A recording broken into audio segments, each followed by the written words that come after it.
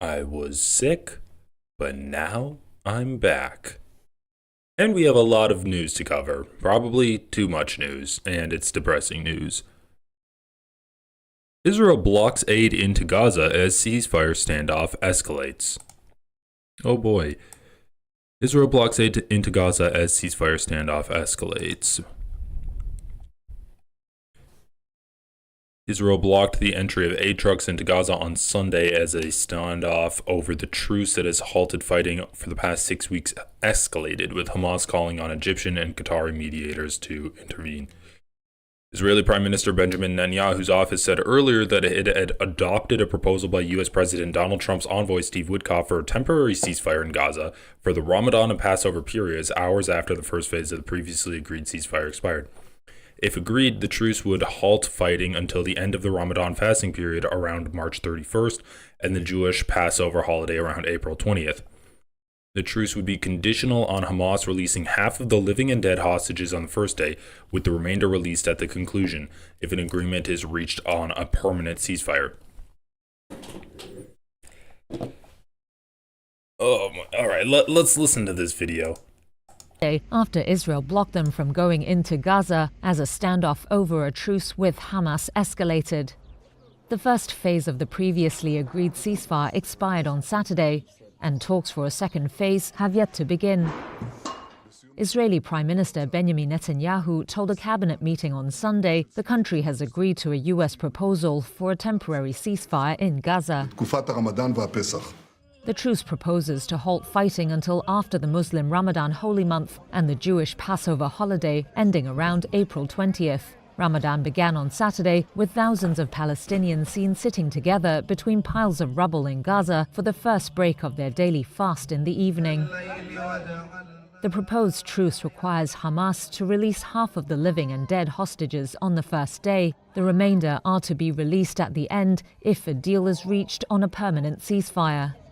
But Hamas has rejected the idea of a temporary extension and called on mediators Egypt and Qatar to intervene. It said it was committed to the originally agreed ceasefire, with second phase talks aimed at a permanent end to the war. On Sunday, Netanyahu demanded Hamas release the hostages, threatening what he said were additional consequences, without giving further details. In response to the rising tensions, Egypt's foreign minister called the use of aid as a weapon of collective punishment a flagrant violation of international humanitarian law. Badr Abdelaty also said the country was continuing intensive efforts to start the second phase talks.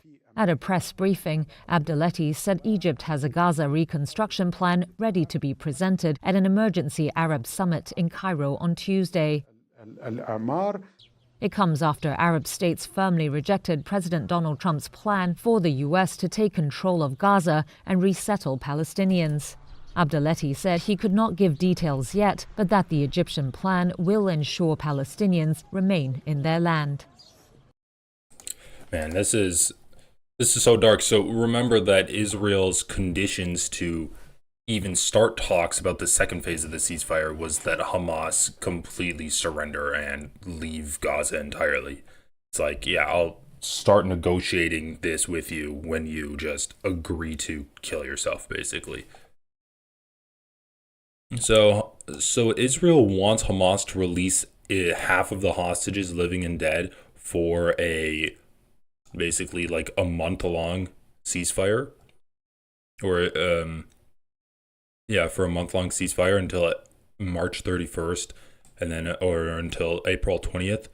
The truce would be conditional on Hamas releasing half of the living and dead hostages on the first day, with the remainder released at the conclusion if an agreement is reached on a permanent ceasefire.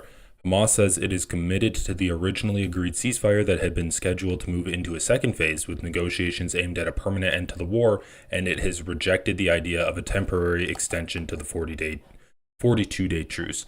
Yeah, I don't really understand how it's like Israel's I guess they're just offering this an extension to the ceasefire in order to not have to negotiate on the second phase of this ceasefire. They would only release the remaining Israeli hostages under the terms of the already agreed upon phased deal. Reflecting the fragility of the ceasefire deal, Local health officials said Israeli gunfire had killed 4 Palestinians in separate attacks in the northern and southern Gaza Strip. The Israeli military said that suspects were identified close to its troops in northern Gaza and that they had planted a bomb. It added that an airstrike was carried out to eliminate the threat. What? Just once again, like the Israeli troops are in northern Gaza and then they're shooting at Gazans that are there. Like, maybe isn't the point of the second stage of the ceasefire deal to withdraw the troops? Maybe you should just do that if you're worried about Palestinians getting too close to your soldiers. I've never seen Ramadan so peaceful in Palestine. This has to be because it falls on Passover, because otherwise every Ramadan they don't give them any peace. Yeah, that makes sense.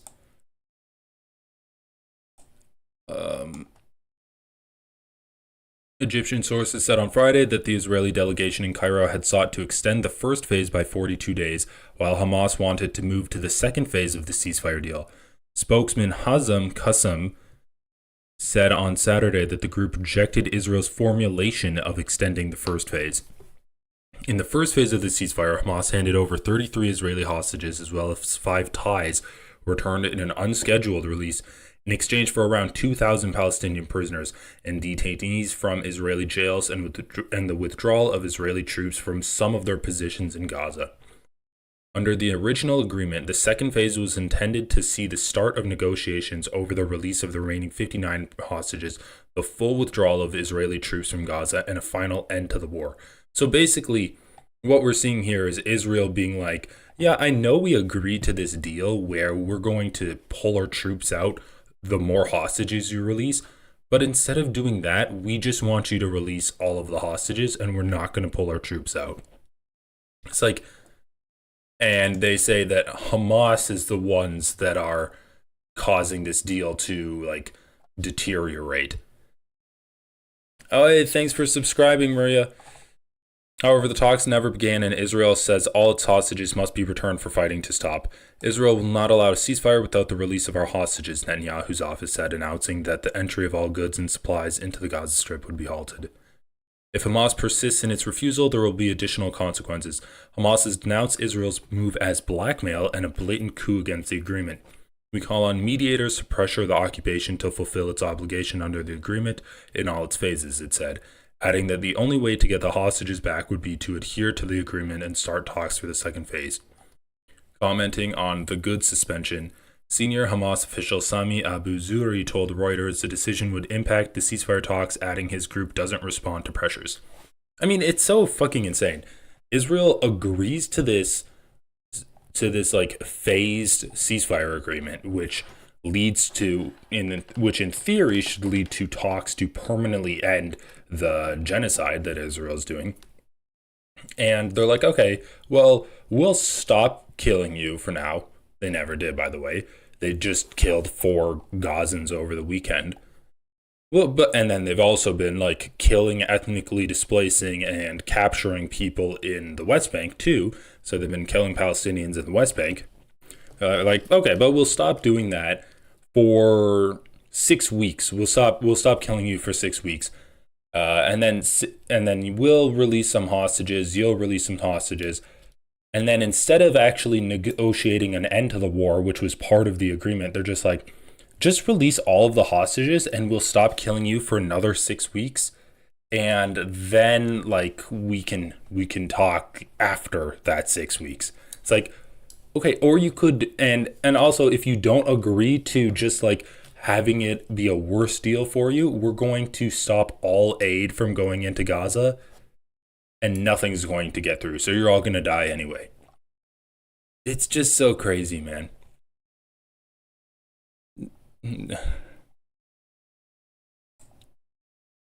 Speaking at a news conference with his Croatian counterpart, Israel's Foreign Minister Gideon Sa'ar said Palestinians in Gaza would not get goods for free and further negotiations should be linked to the release of... What does he mean, would not get goods for free?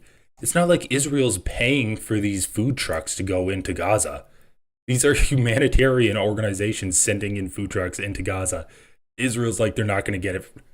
Holy shit. They're literally just like trolls. You got to pay the troll toll to get this food so that your children aren't going to starve to death. He said the United States understands Israel's decision to halt entry of goods into Gaza, blaming Hamas for the current stalemate in the talks. Bro, Hamas literally agreed to this ceasefire deal, and then Israel's the one trying to change the term, not even trying to change the terms, just ripping it up. Yeah, but of course the United States understands. The United States is nothing if not empathetic to the plight of people. They don't like the idea of anyone getting anything for free. It's crazy, man. Yeah, they're like, okay, if we give you this food truck, if we give you like these food trucks, then well, you can live in a Taiwan-esque area, right? You'll build up your settlements into something like Taiwan. You're going to be so technologically advanced if we give you all of these free things. Over the past 6 weeks, both sides have accused the other of breaching the agreement, but despite repeated hiccups, it has remained in place while the hostage for prisoner exchange envisaged in the first phase was completed.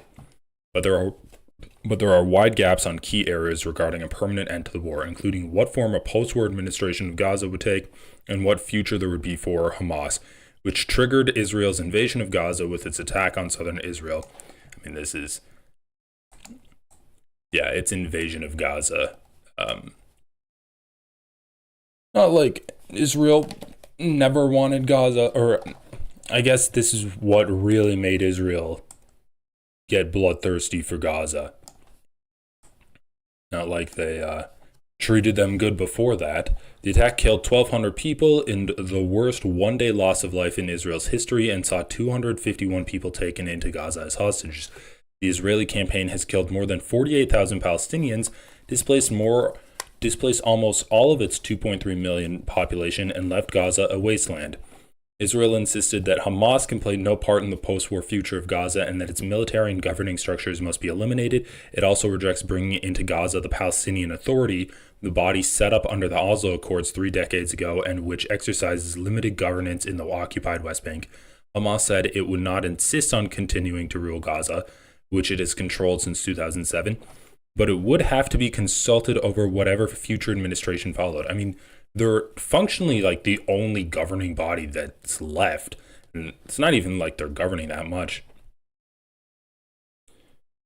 The issue has been further muddled by Trump's proposal to remove the Palestinian population from Gaza. I mean, bro, this is so insane. You have Trump, who's just like a freak. He's just like a demonic entity. And then you have Netanyahu, who's just bloodthirsty. I mean, he's also kind of demonic. And like, you have these two fucking guys and they're supposed to watch over each other. There's no one else willing to step in at all. And you just have like the most bloodthirsty, evil, like careless people. Like they care the least amount for other humans. And they're the ones that basically have the fate of Gaza in their hands. And then what the other thing that we need to talk about is when we're talking about who's going to rule Gaza. Yeah, Hamas shouldn't rule Gaza. You know what else should change? The fucking Netanyahu government needs to have a regime change in Israel too. If when we're talking about Hamas needs to change and we shouldn't have Gaza, we shouldn't have like the Palestinians in Gaza have do a one state with Israel because, you know, Hamas is in charge. This gets back to like the Ethan Klein thing where he's like, well, I mean, Hamas is in charge right now, so how can you have a one state solution? First of all, Hamas isn't in charge in the West Bank, so Israel could give every single Palestinian in the West Bank equal rights. Ethan Klein doesn't seem to understand that at all. And then also, like, Hamas, as genocidal as you want to ascribe to them, Israel is, the governance of Israel right now is way more genocidal than Hamas, just factually, just based off of what they've done, how many people they've killed. They've killed a way higher number and a percentage of people in Gaza than Hamas killed in Israel.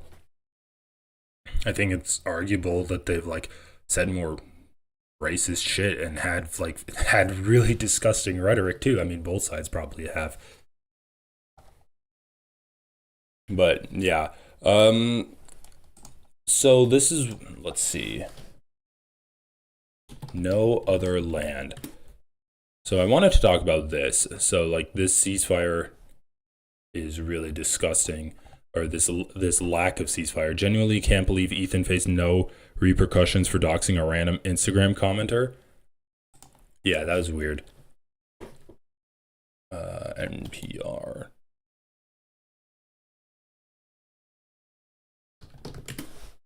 I want to see if I can listen to an article that I heard today.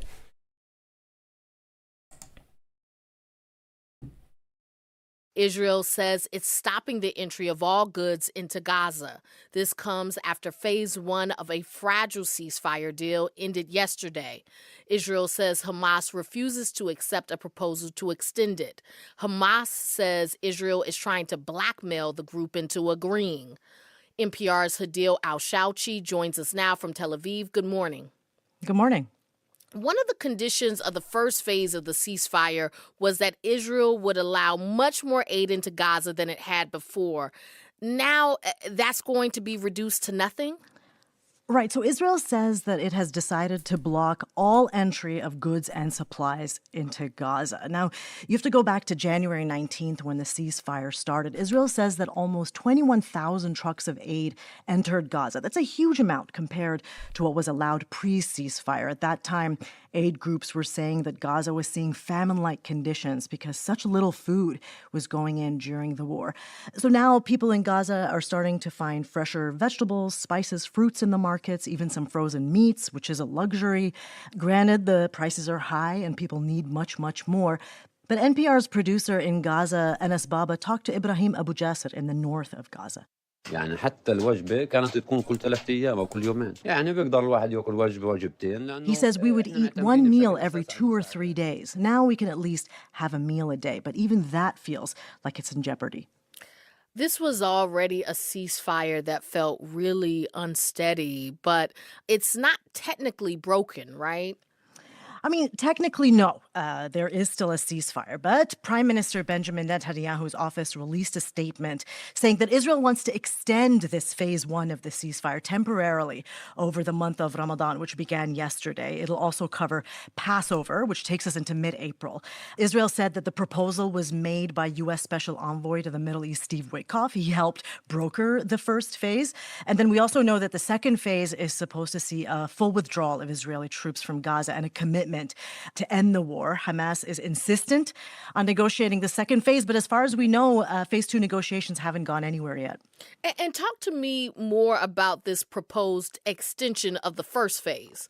Right. So the idea is that on the first day of the extension, Israel wants Hamas to release half the living hostages and half of the bodies of those who were killed.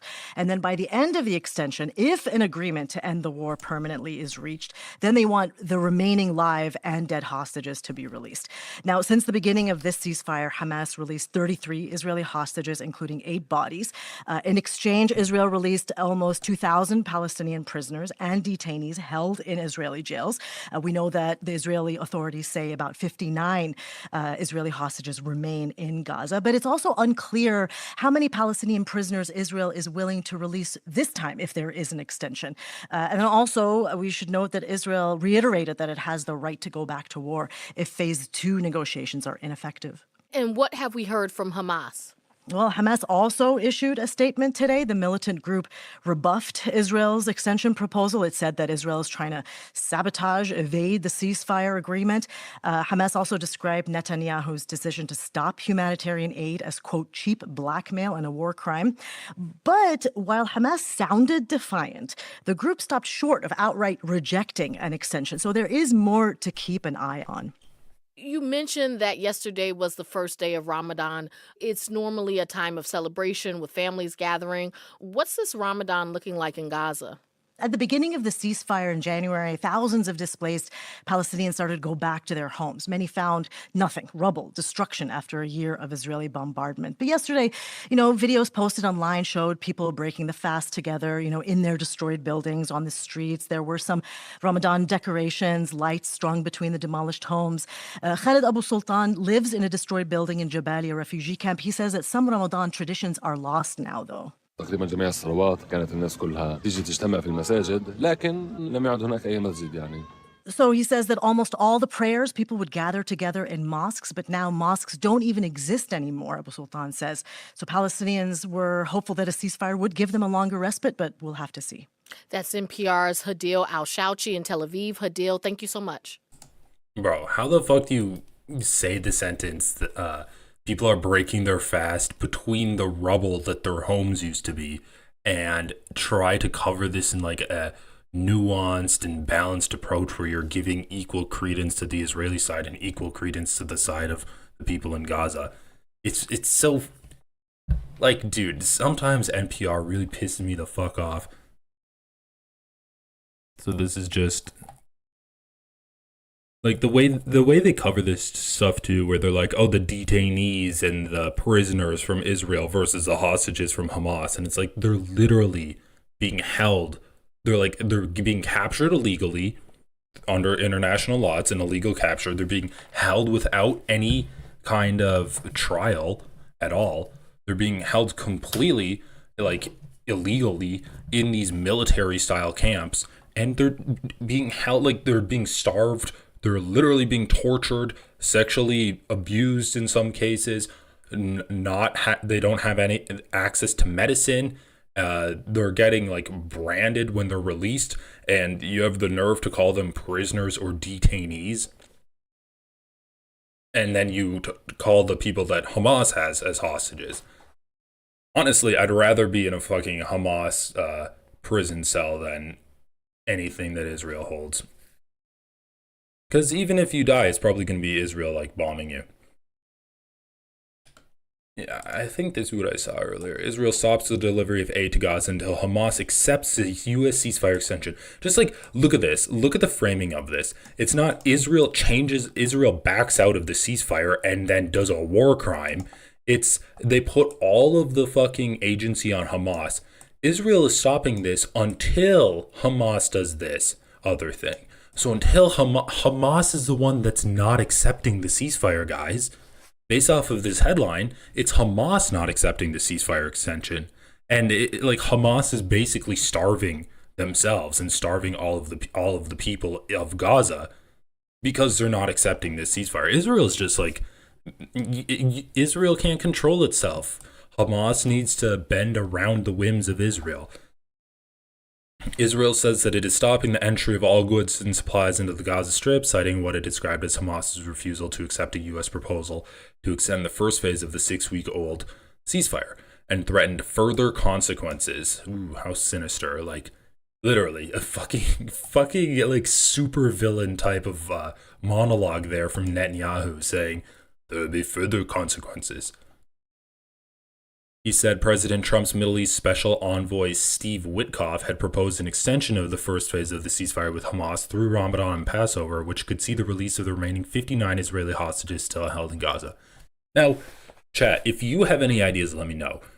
But Donald Trump wanted the hostages released, I guess, as back when he still cared about his approval rating, but there are new polls where Trump's approval rating is just horrible. Trump approval rating. All right, this is Fox News, so this is going to be probably the best framing you can get on this. New polls reveal where Trump stands on eve of his first major address to Congress. All right, what are the polls? President Trump set to oh my God, why is this auto playing? A national survey released Monday by Marist College for PBS and NPR indicated Trump had 45% approval and 49% disapproval, and a survey from CNN released on Sunday put the president's approval rating at 48% with 52% disapproving. Both surveys were conducted last week. And what was Trump's approval when he got inaugurated?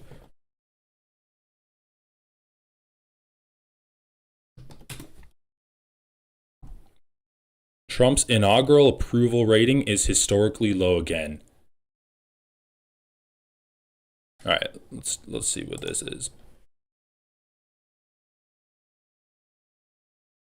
So yeah, 48%, 46.8% disapproval rating as of February 20th. When he started his second term, his average approval rating was 49.7%.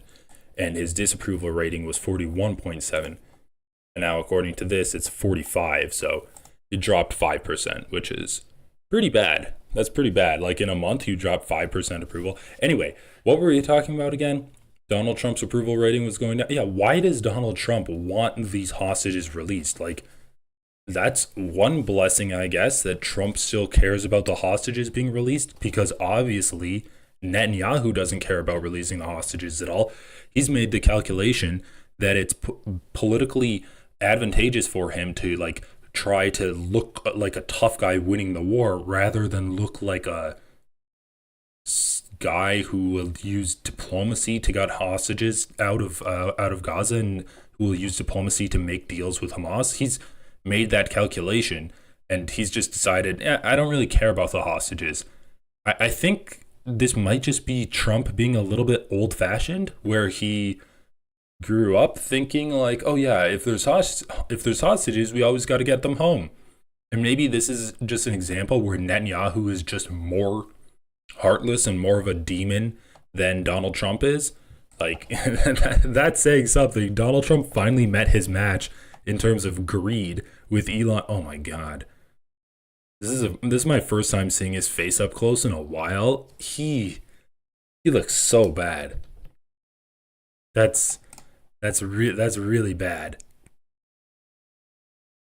Anyway, so what are we saying? Donald Trump cares more about people than Netanyahu? It's just interesting that like his special envoy to the Middle East is so insistent on getting the hostages out. Israel will not allow a ceasefire without the release of our hostages, according to a statement from the Prime Minister's office. If Hamas continues its refusal, there will be further consequences. The statement did not elaborate on what consequences could follow, but said Israel had a U.S. commitment.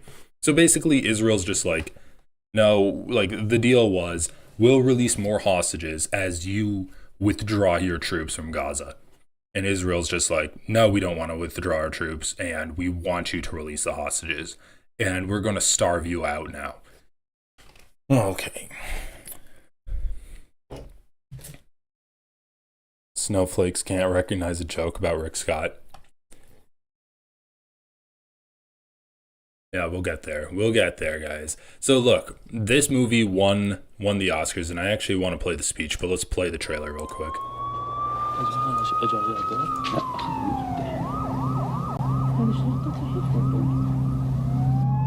Thousand Palestinians face one of the single biggest expulsion decisions since the Israeli occupation of the Palestinian territories began.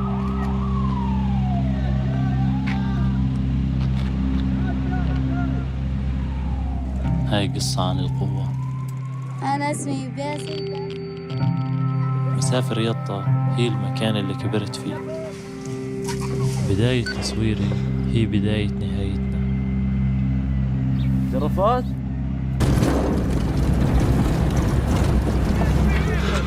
أنا متلام بخير.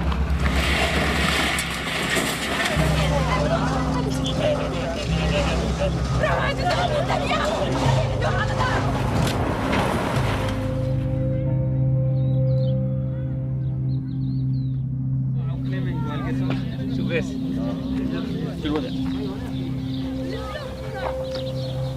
48 لا يهودي في صوت بيطلع يعني مش ناس قاعدين يعني فيش بني ادمين. شو دخلوا This is what's happening in my village now. Soldiers are everywhere. سلم يا باشا.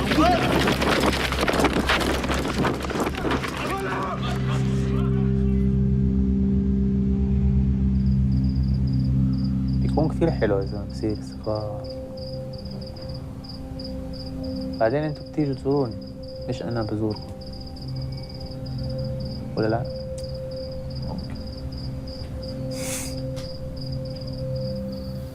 ولا شو تفكر؟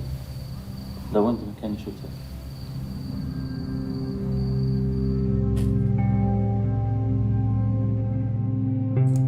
I mean, it's definitely going to be like a sad It's going to be a sad documentary to watch, but I'm super glad that it got recognition and a lot of people are talking about this. And by the way, I know it's super hard to find. I when I was looking it up, it looked like it was playing at the theater near me in this upcoming week, so definitely check it out. And I don't know if I would get like copyright struck if I watched this on stream, but maybe I'll try it. Maybe I'll do like a pre-recorded video and then throw it up there. Oscar goes to No Other Land.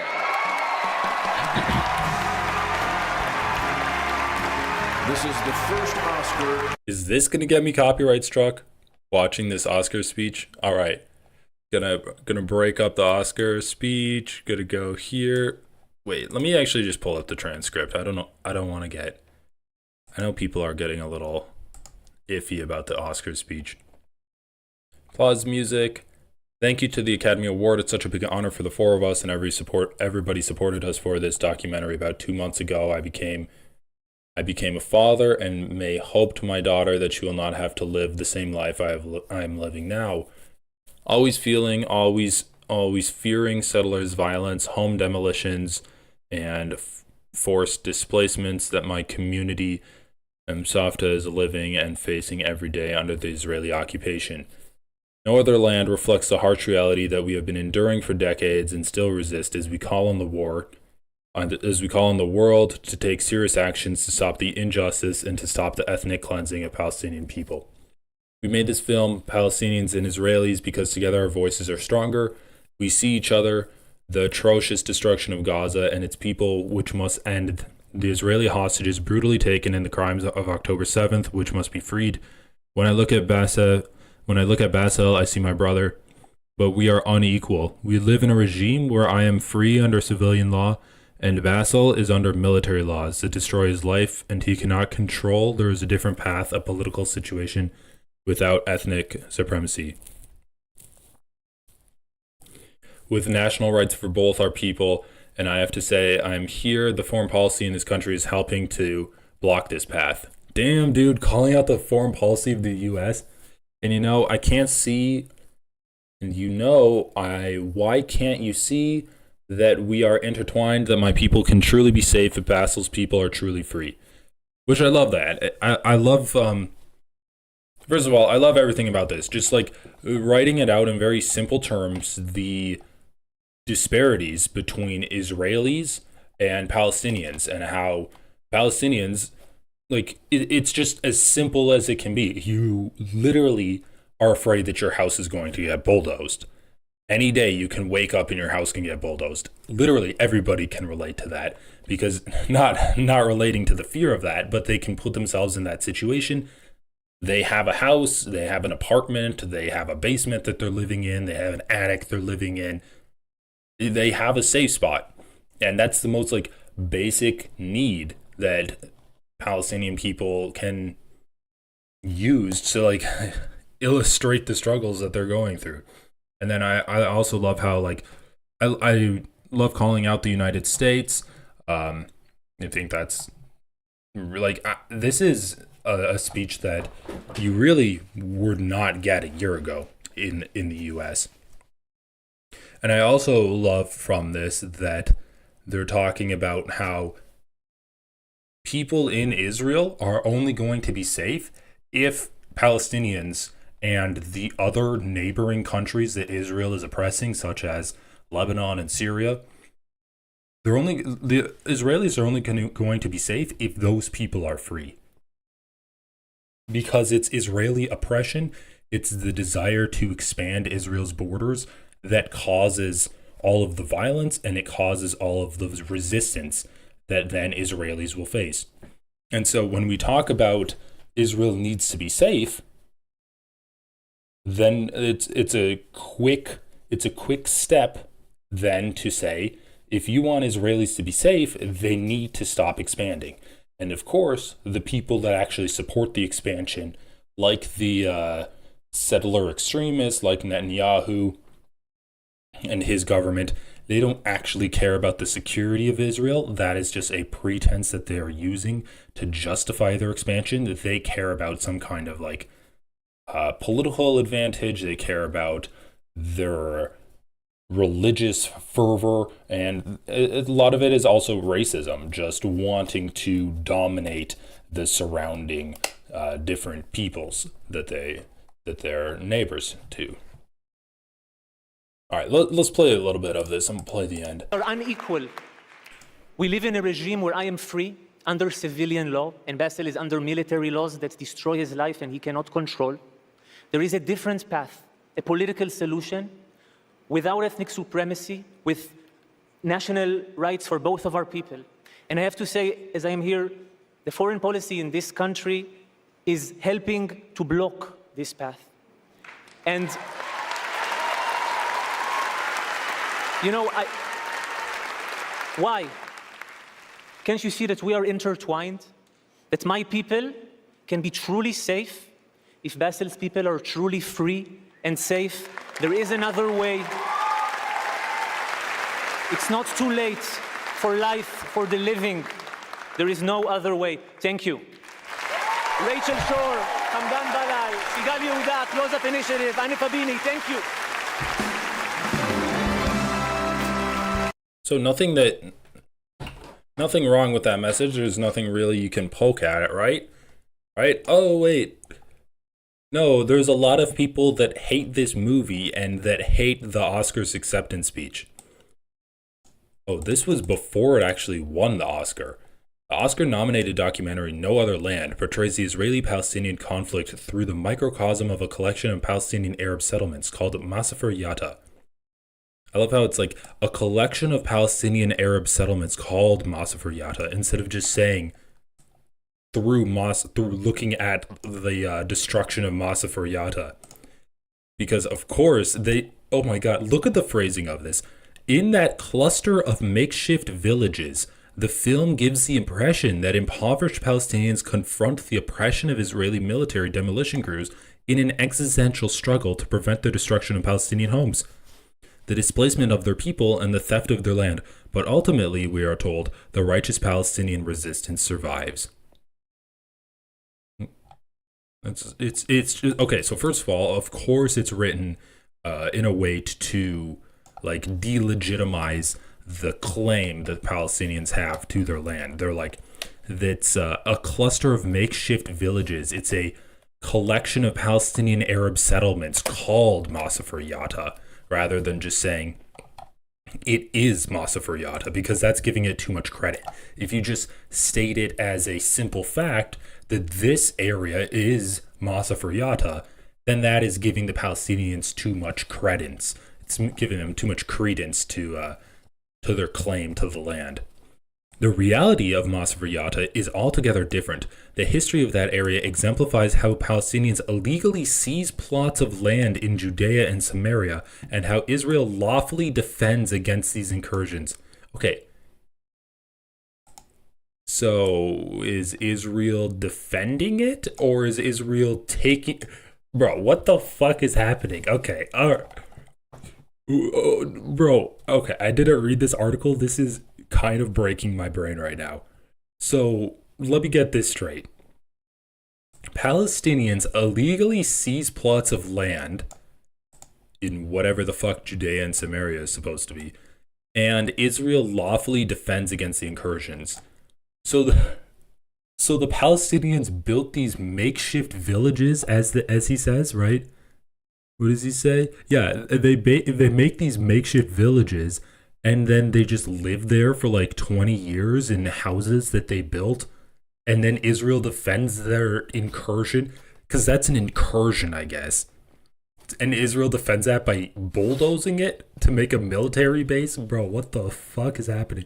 Oh, yeah, let's go back to the 1920 San Remo Treaty in 1922 Palestine Mandate, under the supervision of the League of Nations, created the state that became Israel. The West Bank, known historically as Judea and Samaria, was part of that allocated territory. I mean, what the fuck is he talking about? We're talking about the League of Nations right now? This is like some Articles of Confederacy type shit. These instruments of international law were justified by widespread recognition that the designated land was the ancestral homeland of the Jews. Oh, so it's the instrumental law, it's the instruments of international law according to the League of Nations in 1920 somehow recognized that the lands that Palestinians were living in is the ancestral homeland of the Jews. Thus, they did that illegal it's an illegal seizure. Because even though they've been living there for thousands of years, it's in 1920 they made a law saying that it's actually the homeland of the Jews, and so they illegally invaded. I love how it's like the state of Israel. They created the state of Israel in 1922, but also the state of Israel emerged in 1948 and acceded to membership in the UN a year later. By that point, Jordan had illegally invaded and occupied the eastern portion of Jerusalem and land on the West Bank of the Jordan River. Okay, let's just get to the actual video, or the actual movie, because I'm not like interested in correcting all of these ahistoricisms. Masfer Yada lies in Area C, which places it under Israeli civilian and security control. Okay, so I guess Israel just like owns it. About 200,000 Palestinians reside in Area C. Some of them live in Masfer Yada, but in 1999, when Palestinians erected an additional batch of shacks in Masfer Yada, holy fuck, dude, they violated the Oslo Accords by failing to obtain building permits from Israel's civil administration. So they didn't get permits from their occupier, and so then 20 years later, they're going to get destroyed. Yeah, the Masfer Yada builders ignored the Israeli civil administration's stop work orders. Then came 22 years of litigation that hamstrung the process of demolishing the structures. Holy fuck, dude, I was making a joke when I said that they built a house and that was an invasion. And then 20 years of living in the house, Israel bulldozes it to defend against the invasion. That's actually what they're trying to say. Finally, in 2022, Israel's High Court of Justice ruled that the disputed Masfer Yada outpost must be removed. None of the affected villagers were expelled. Instead, when the demolition order was enforced, they relocated to nearby cave homes where Muslims, Christians, and Jews had lived for... What the fuck? What do you mean they were not expelled? Their homes were destroyed, and then they relocated to cave homes. So they live in caves? Bro, so they live in caves now? None of them are expelled? A truthful and less one-sided documentary about Masfer Yada would reveal how patiently Israel legally defends its sovereign rights and the Oslo Accords, despite Palestinian schemes to circumvent those agreements. Better yet, an honest filmmaker would compare Area C with Area A, which remains under complete Palestinian rule. Israel prohibits its citizens from entering Area A due to the threat of murder by the local Arab population. Oh my fucking god. Bro, that's just not true. People can go to Israelis can go to the West Bank. They can go anywhere in the West Bank. You know who can't go? You know who can't go freely? Palestinians can't go freely into Israel. If any Israelis were caught trying to build a home in Area A, they would probably not live long enough to enjoy the courtesy of a trial. Well, do they go in there? Do they build a fucking home? Or do they actually go in and occupy other people's homes? Okay. But that's just an unhinged person, right? It's the Jewish News Syndicate. It's fighting Israel's media war. This is just an unhinged blogger, right? Oh, the Daily Wire also wrote an article, The Truth About the Oscar-winning Anti-Israel Documentary. It's an anti-Israel documentary now. Not anti-genocide, anti-ethnic cleansing. It's anti-Israel. The Oscar winner for Best Documentary Feature Film, No Other Land, is based on lies, according to an Israeli group that documents illegal Arab construction in Judea and Samaria, also known as the West Bank. No Other Land, a documentary co-directed by left-wing Israelis and Arab activists, won the Oscar on Sunday night. Its Palestinian co-director, Bassel Adra, took to the stage for his acceptance speech to accuse Israel of ethnic cleansing. That's the first I'm hearing of this. Israel, ethnic cleansing? I've never heard those words put together. No Other Land reflects the harsh reality that we have been enduring for decades and still resists as we call on the world to take serious actions to stop the injustice and to stop the ethnic cleansing of the Palestinian people. His Israeli co-director, left-wing journalist Yuval Abraham, chimed in, claiming that he is free as an Israeli while Adra is under military law that destroys his life and he cannot control. But according to the Israeli NGO Regavim, the documentary relies on a concoction of misrepresentations and outright fabrications. This is a propaganda film that serves the false Palestinian narrative and seeks to undermine the legitimacy of the State of Israel in the international arena in order to cause boycotts and sanctions of IDF fighters. Oh no, my perfect little genociders, the IDF, are getting boycotted and sanctioned. So specifically, the fighter. So this movie, the guy has an issue with it because the people carrying out a genocide right now are being painted in a poor light, and maybe they can be boycotted and sanctioned. Bro, they should be fucking tried at The Hague. They should go to prison for the rest of their life, and you're worried about them getting boycotted and sanctioned? Throughout the film, Adra documents his struggle to stop the Israeli Defense Forces from demolishing what are described as ancient villages in an area called Masafer Yatta, which is east of the Palestinian Authority town of Yatta. In reality, Regavim points out all of the so-called villages of Masafer Yatta did not exist when Israel declared the area an IDF training zone for live fire exercises in the early 1980s. The name Masafer Yatta is believed to come from the word traveling, a reference to its distance from Yatta, or from the Arabic word for nothing or zero, a reference to the desert wasteland that was not suitable for anything. Oh, this is the same thing as that other article that we just read, where they... Wait, is it not the same thing?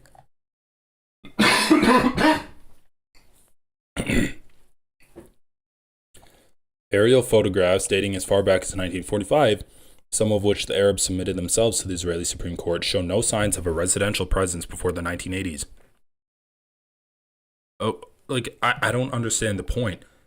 Even if they built them last year, why does that warrant a bulldozer coming in and taking them down? How is that not ethnic cleansing? The IDF routinely blocked attempts to build illegal structures on the training ground in the 1980s and 90s. So let me get this straight. Israel wants to build a training ground for its military on an area that is not within Israel, and people can't build there because Israel wants to build a training ground in a place that they don't own. And you're like, well, these villages are only 60 years old, so we should be able to just control the population and decide where they live and where they build.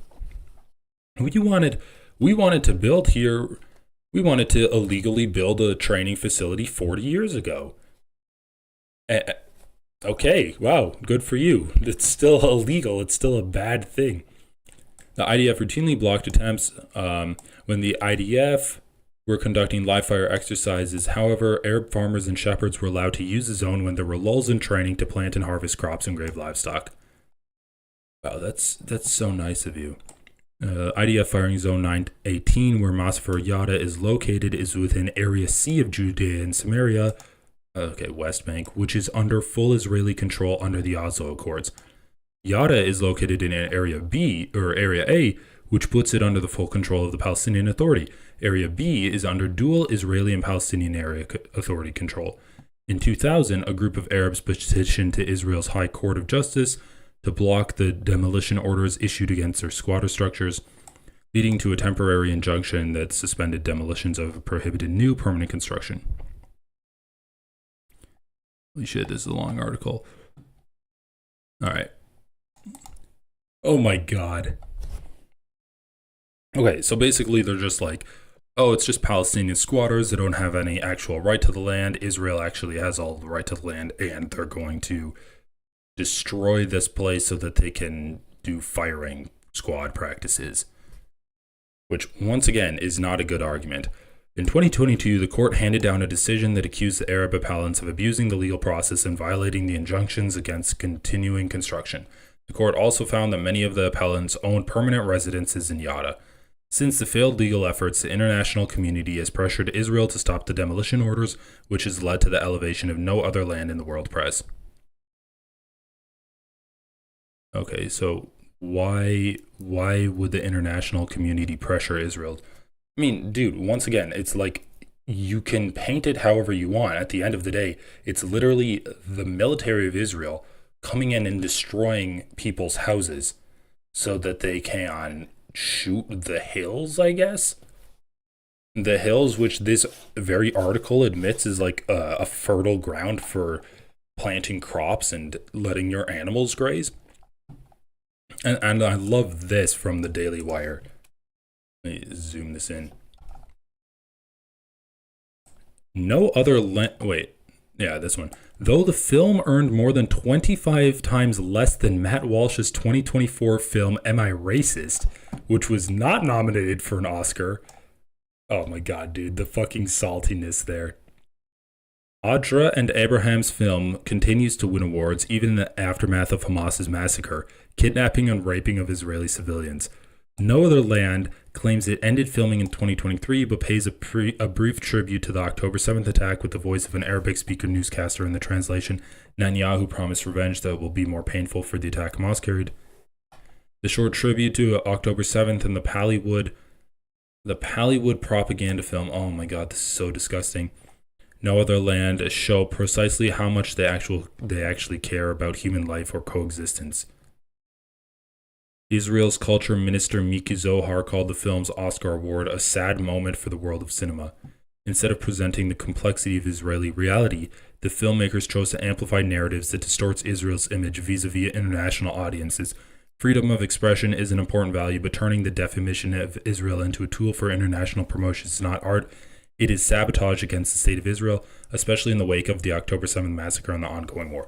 So basically, it's just a lot of Zionists mad that this film, No Other Land, is depicting Israel as what it is, which is a ethnic cleansing, genocidal, expansionist military machine. And people are, they don't like propaganda that displays Israel for what it actually is. There's a reason that they've been killing journalists that go to Israel. There's a reason that they're not allowing any kind of independent commissions to come in and examine what happened on October 7th, examine the hostages, examine like the bodies of the Bibis family. They don't want any kind of independence whatsoever because the truth is not on Israel's side. And so whenever any kind of propaganda piece goes out there, Israel gets really pissed off. It's a big reason why like TikTok is still kind of in the balance and why media is especially conservative today. Yeah, imagine accurately displaying the reality on the ground.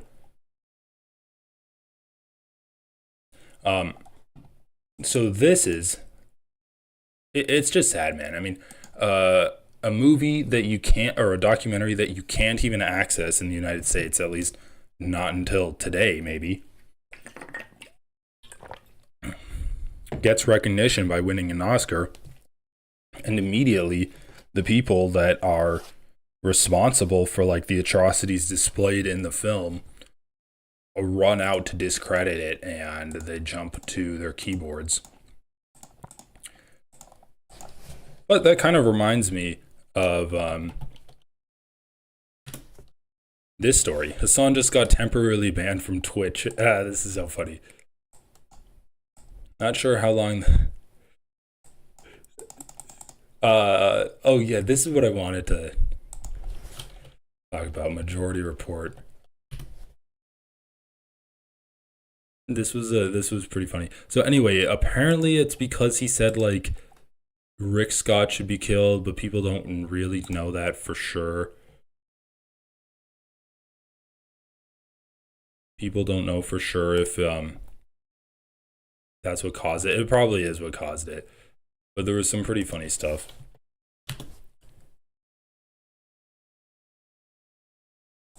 I want to find the Majority Report's reaction on this.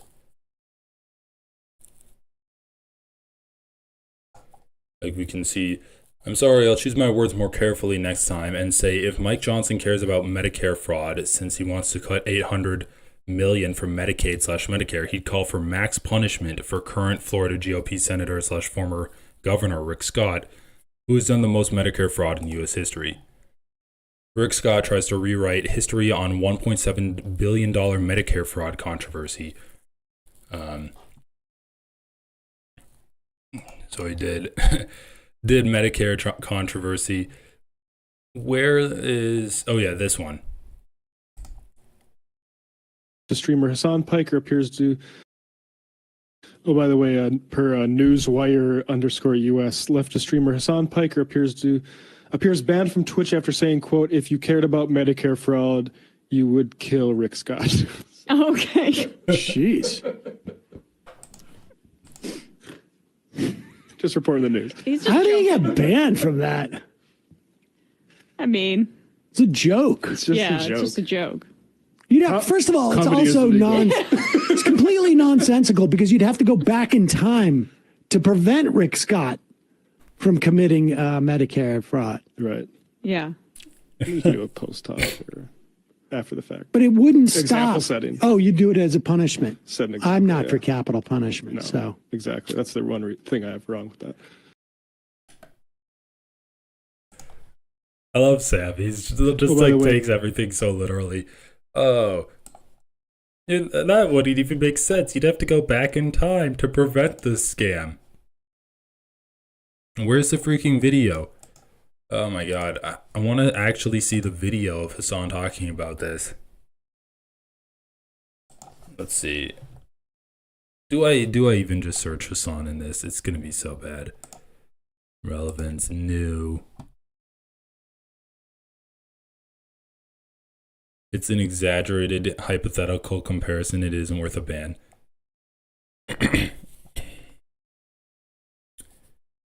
It's just ridiculous, man. It really is ridiculous. I don't know. I don't.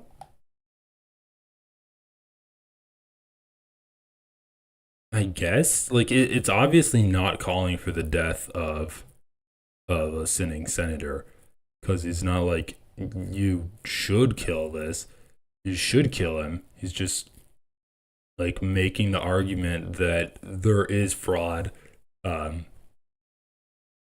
There is fraud, and Rick's like, you're being fucking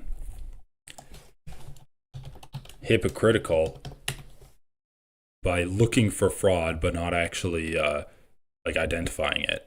Like, obviously. Oh, Moza, thanks. Shout out to all my Palestinian teachers growing up then handed out Israeli flags for students to step on.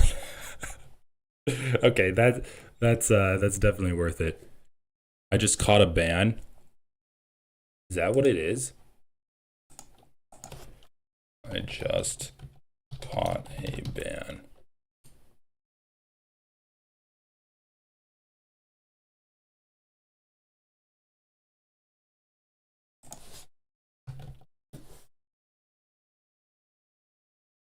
What is this? Any response? We might watch the we might watch the Philip DeFranco one. But anyway, I just thought that was so funny. Like, there's not much to say. Let's take a look at Hasan Piker's community, see what they're talking about. So there's that one that they're talking about. He might stream on YouTube. This one. Tim Pool loves that Rick Scott was caught overseeing the largest Medicare/Medicaid fraud in U.S. history. So Tim Pool says it's a suspension. They call it banned, but he will be back on shortly. It's likely to do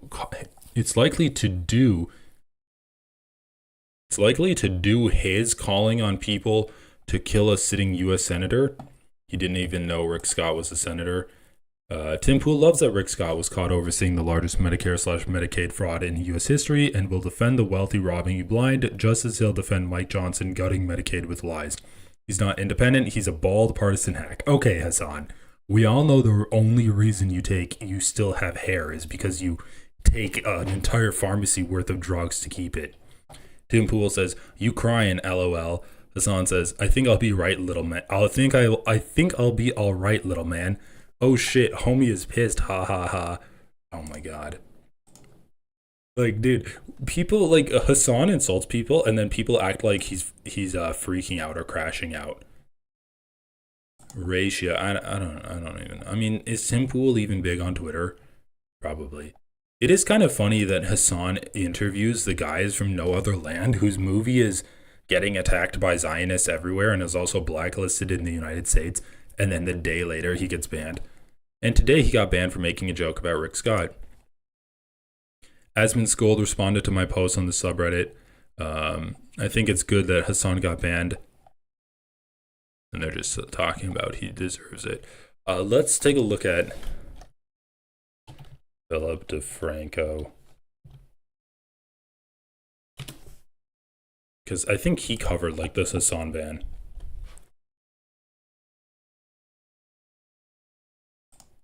Yo, the full fallout from that crazy Trump-Zelensky Oval Office meeting on Friday is now materializing. We've had a horrifying slew of female streamers being stalked, harassed, and attacked over the past 24 hours. Hasan Piker just reportedly got banned over his Rick Scott comments. And we need to talk about a man you've likely never heard of, James Harrison. We're talking about... Where the hell is Hasan? Oh, here it is. Conversation. But then some big news in the news and commentary space. Commentator Hasan Piker just got banned on Twitch. With it being reported, it may be because of this moment on a stream late last week. There's about $50 billion estimated that are lost every year in Medicaid, just in fraud alone. If you cared about Medicare fraud or Medicaid fraud, you would kill Rick Scott. Okay? The reason why I'm saying if you cared about Medicare or Medicaid fraud, you would kill Rick Scott is because, and not make him a prominent part of the Republican Party, is because he, to this day, is still also known as committing the largest Medicare fraud in U.S. history. And shortly after that, we started seeing a number of reactions. And with that, Asmund Gold really pressuring Twitch to take actions against these types of comments. That's crazy. Absolutely crazy. Totally indefensible. The thing is that it's so obviously a call to violence. It's so obviously not something that you should say. You're obviously wrong for saying it. There's no justification at all to say something like that in any capacity. And all of that then bringing us to this morning when we finally saw Twitch handing Hasan a ban, with his channel just displaying the message, this channel is temporarily unavailable due to a violation of Twitch's community guidelines or terms of service. And with all that, it's unclear right now how long the ban is or how long it'll be in effect. In fact, as we're recording, Twitch also hasn't confirmed the reason for the ban, though notably we did see Hasan himself attributing the decision to the Rick Scott comments, with him writing on X, "I'm sorry, I'll choose my words carefully next time and say if Mike Johnson cares about Medicare fraud, since he wants to cut $800 million from Medicare, he'd call for max punishment for current Florida GOP Senator, former Governor Rick Scott, who has done the most Medicare fraud in U.S. history," with him then also adding in a follow-up post, "Big shout out to the right-wing free speech lovers who took time out of their day screaming about DEI and immigrants to cry about this," with him then also responding to comments. Yeah, if only he said in Minecraft. Goddamn, dude. So does Philip DeFranco not actually offer any analysis? He just does a straight up just like regurgitation of the news on his channel. Kind of disappointing. Maybe he does. Let's see. Commentator Tim Pool claiming he will defend the wealthy robbing you blind just as he'll defend Mike Johnson gutting Medicaid with lies, saying he's not independent, he's a bald partisan hack. But for now, we'll have to wait to see if more information comes in and how this plays out. And then we'll get to more news in just a moment. But has your... Yeah, I guess he just covers the news. Anyway, so was it a call for violence? No, it was not. Hasan just... I mean, Hasan, obviously, it's hyperbolic. Oh, if you really cared for this, you would kill Rick Scott. You can't even say that he's like, oh, you would try Rick Scott. He's not even calling for it to actually be like adjudicated in a court of law, because obviously corruption wouldn't ever lead to the death penalty in this country. Like, it's just a stupid thing to say. And I guess he got dinged for being stupid. Did you guys watch like the H3 episode? I know Ethan, dude, okay, listen, I'm so fucking done with H3. Like, look, I'm gonna look up Hasan and we can go into the Hasan is like, we can go into just like the latest comments. Watching Hasan talk to the imprisoned firefighters is like watching Scott's tots. Ethan is, will Hasan finally touch grass? I mean, there's so much shit about this. The one that I think is hilarious is, I just saw it. It's like,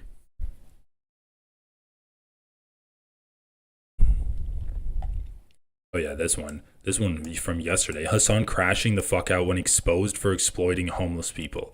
It's like oh yeah, this one, dude, 2 days ago. This one blew my mind. It's like, this motherfucker never shuts up about Ethan. Oh my God, Hasan. It's like, bro, Hasan, it's just so fucking crazy that they talk about they never shut up. He never shuts up about Ethan.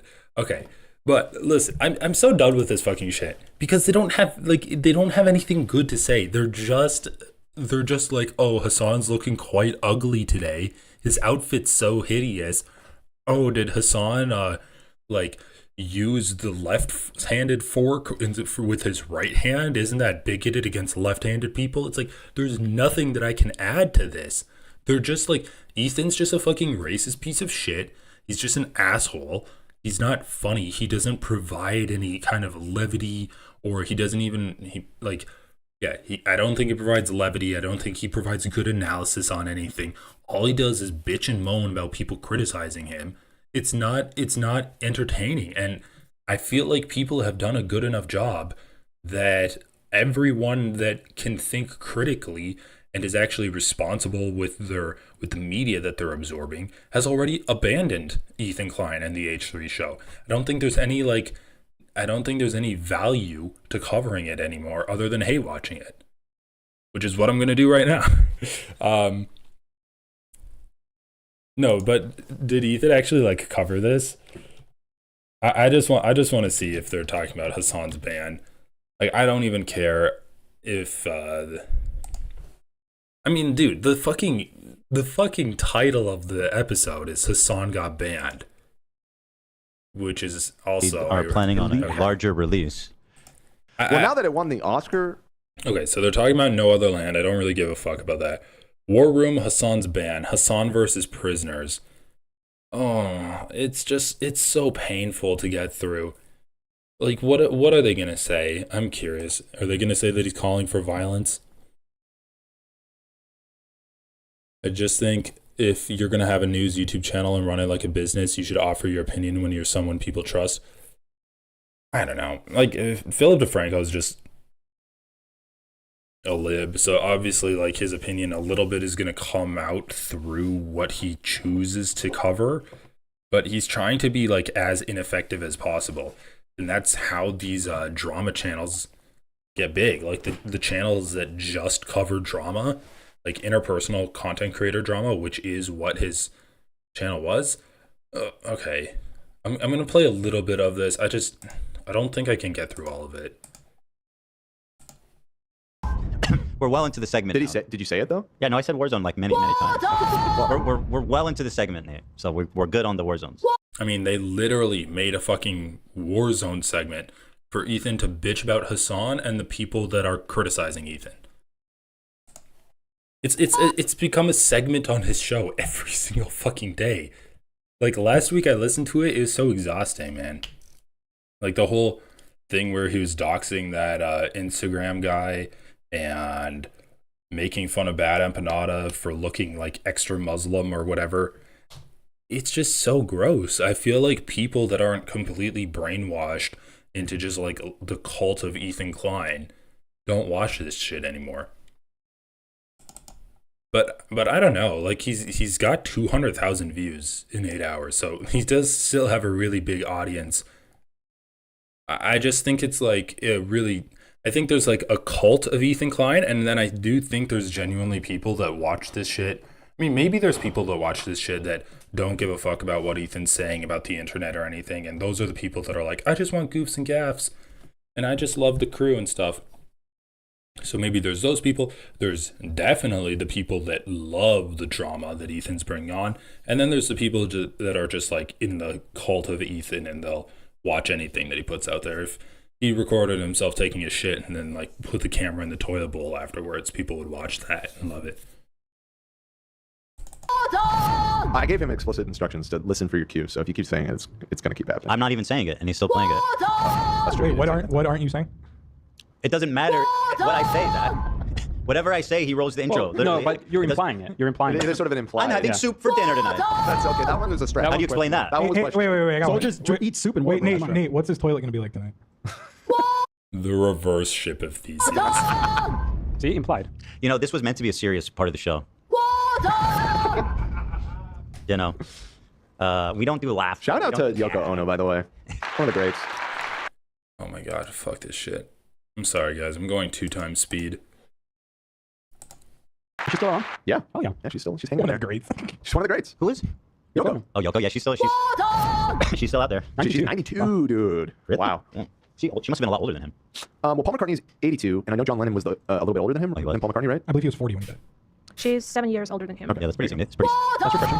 It's a pretty big gap. Problematic, Yoko? Yoko? Rocking the cradle? I think all right. So I talked about this clip. All right, hey, come on. We're going to run out of time. We got to do this. Yeah, it's 19 minutes to 4 o'clock when apparently... Oh, yeah. I'm going to look this up. Hasan felt extra spicy yesterday. This is by Yeet, by Ak220,000. Oh my, Twitter's so fucking shitty. Do I look it up by the username or by that tag? Ak20,000. It's just like a smiley face.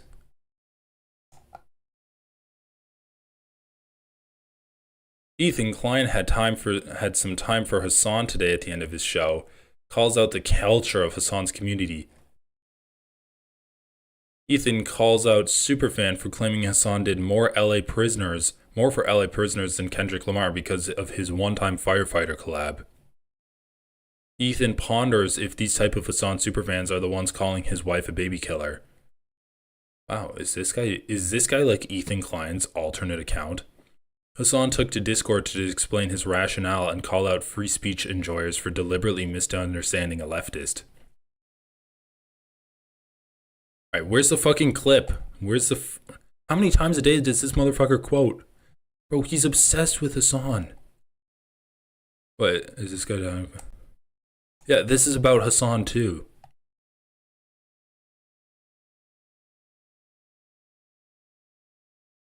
Okay, March 2nd. This is at least yesterday. Okay, wait, is this the clip?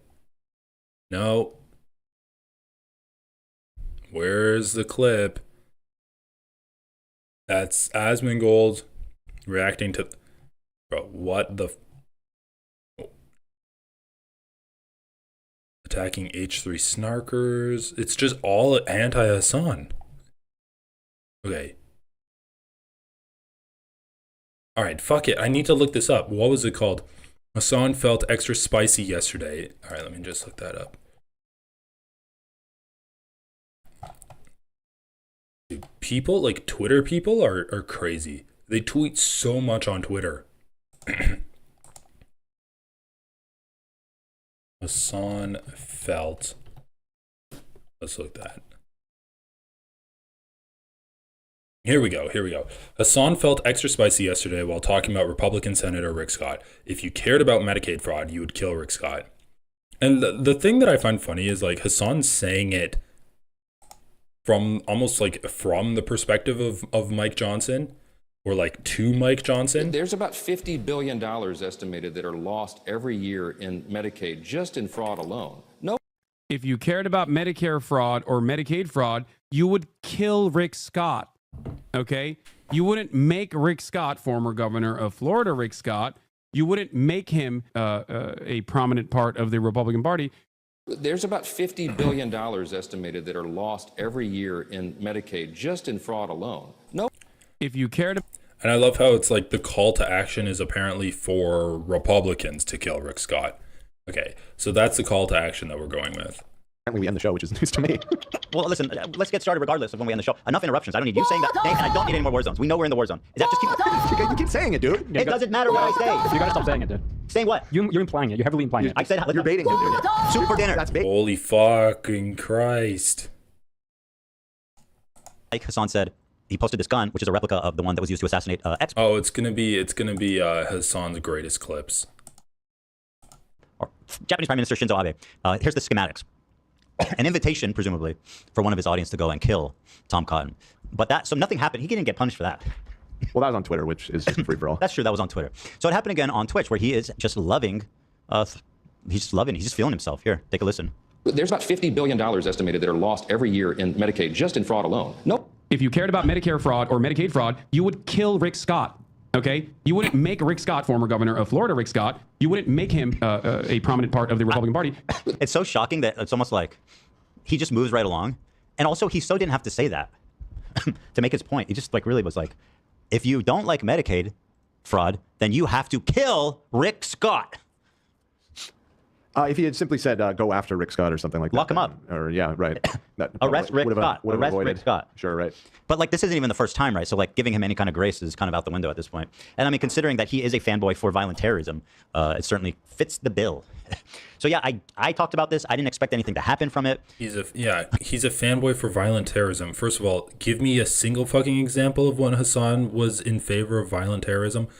And second of all, what the fuck was this? This was for Tom Cotton, and so I guess it's a pattern of telling Republican senators to kill each other? Is that what Ethan's trying to make the claim for right now? Okay. Okay? It is not happening at the point of recipients. If you cared about Medicare fraud or Medicaid fraud, you would kill Rick Scott. Okay? You wouldn't. It's just so bananas. Make Rick Scott, former governor of Florida, Rick Scott. You wouldn't make him the current. What is his current office? What is he? He's the. Richard Lynn Scott is an American attorney, businessman, politician, Navy veteran, serving as the senior United States Senator from Florida, a seat he has held since 2019. And also, I believe this past election cycle, he was literally the fucking head of the, what was it, like the Senate committee or something? Like the He's rambling, bro. Who can listen to this shit? Anyway. Bro, what the fuck? Like, he's literally explaining the position that Rick Scott has, and then also the, I guess he's going to explain the fraud that Rick Scott did with Medicaid. And Ethan is just like, he's rambling at this point. Bro. Okay, like, once again, people in this community simply shut their brains off when people talk. Like, when people they don't agree with talk, and then they don't understand what they're saying, and they just claim that they're rambling. I mean, once again, is it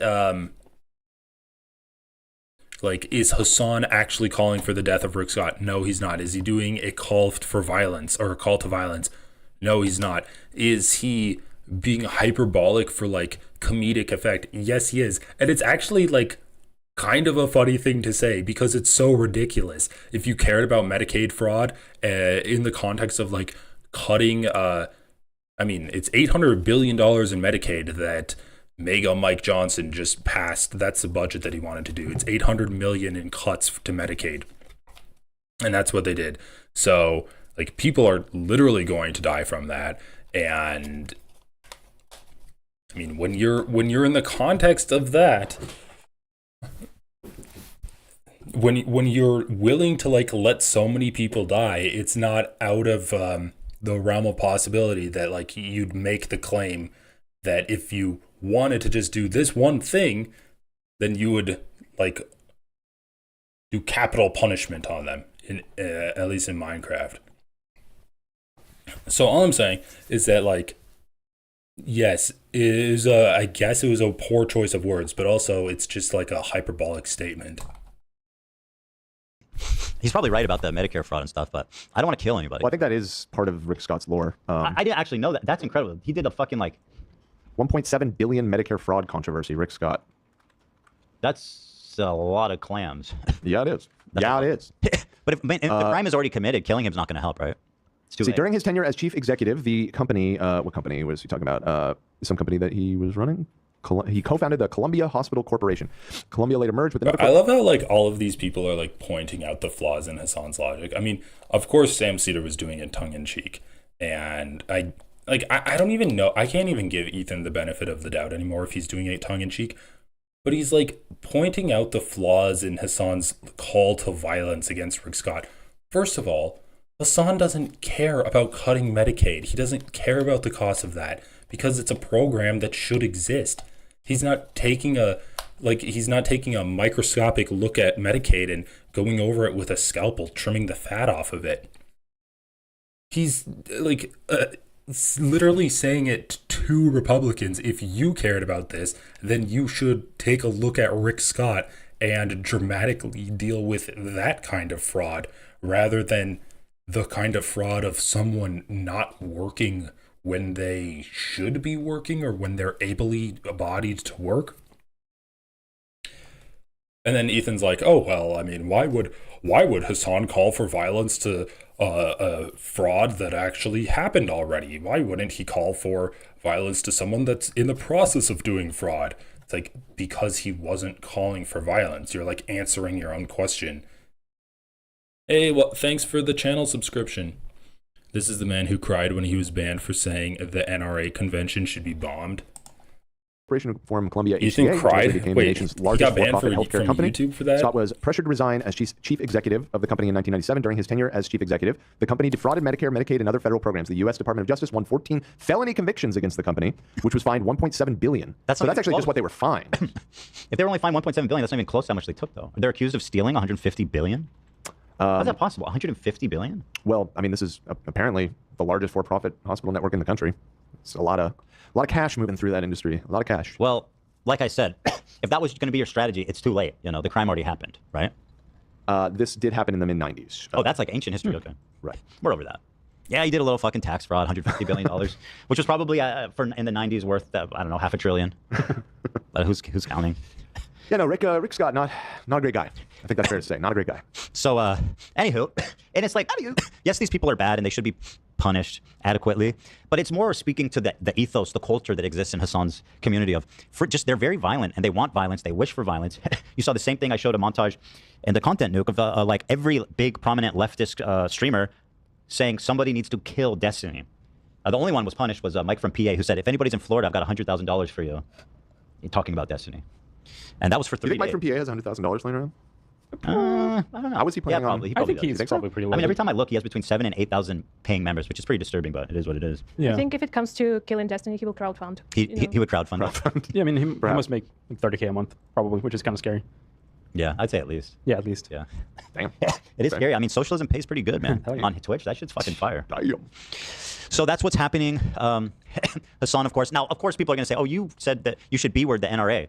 Which is true. You did. Yeah, I don't know. Let's pull mine. Which was also a bad move. Let's compare what I did to what Hasan did, just to be fair, right? I was wondering. Wait. We disavow this podcast. Yeah, that's fair. And I agree with that. We disavow.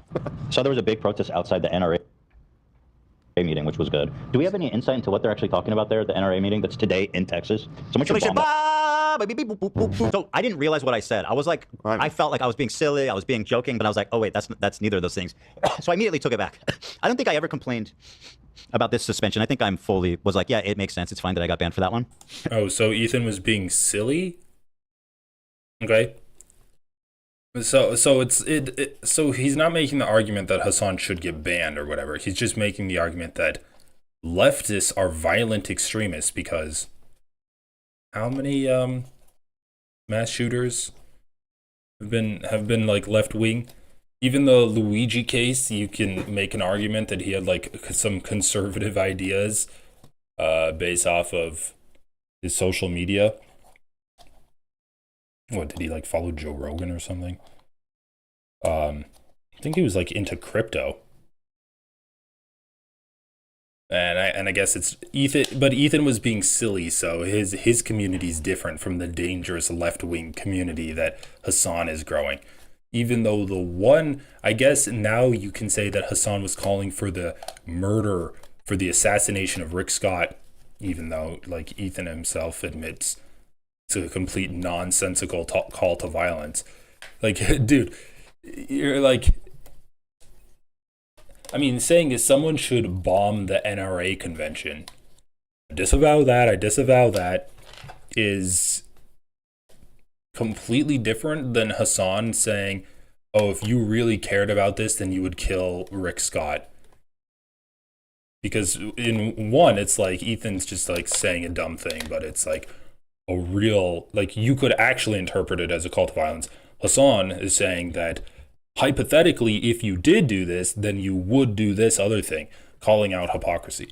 I mean, either way, both of these things, dumb things to say, probably shouldn't say them. I don't think they're indicative of a larger, like, bloodlust in either of their communities. The Ben Shapiro one, I'll always say was dumb as fuck.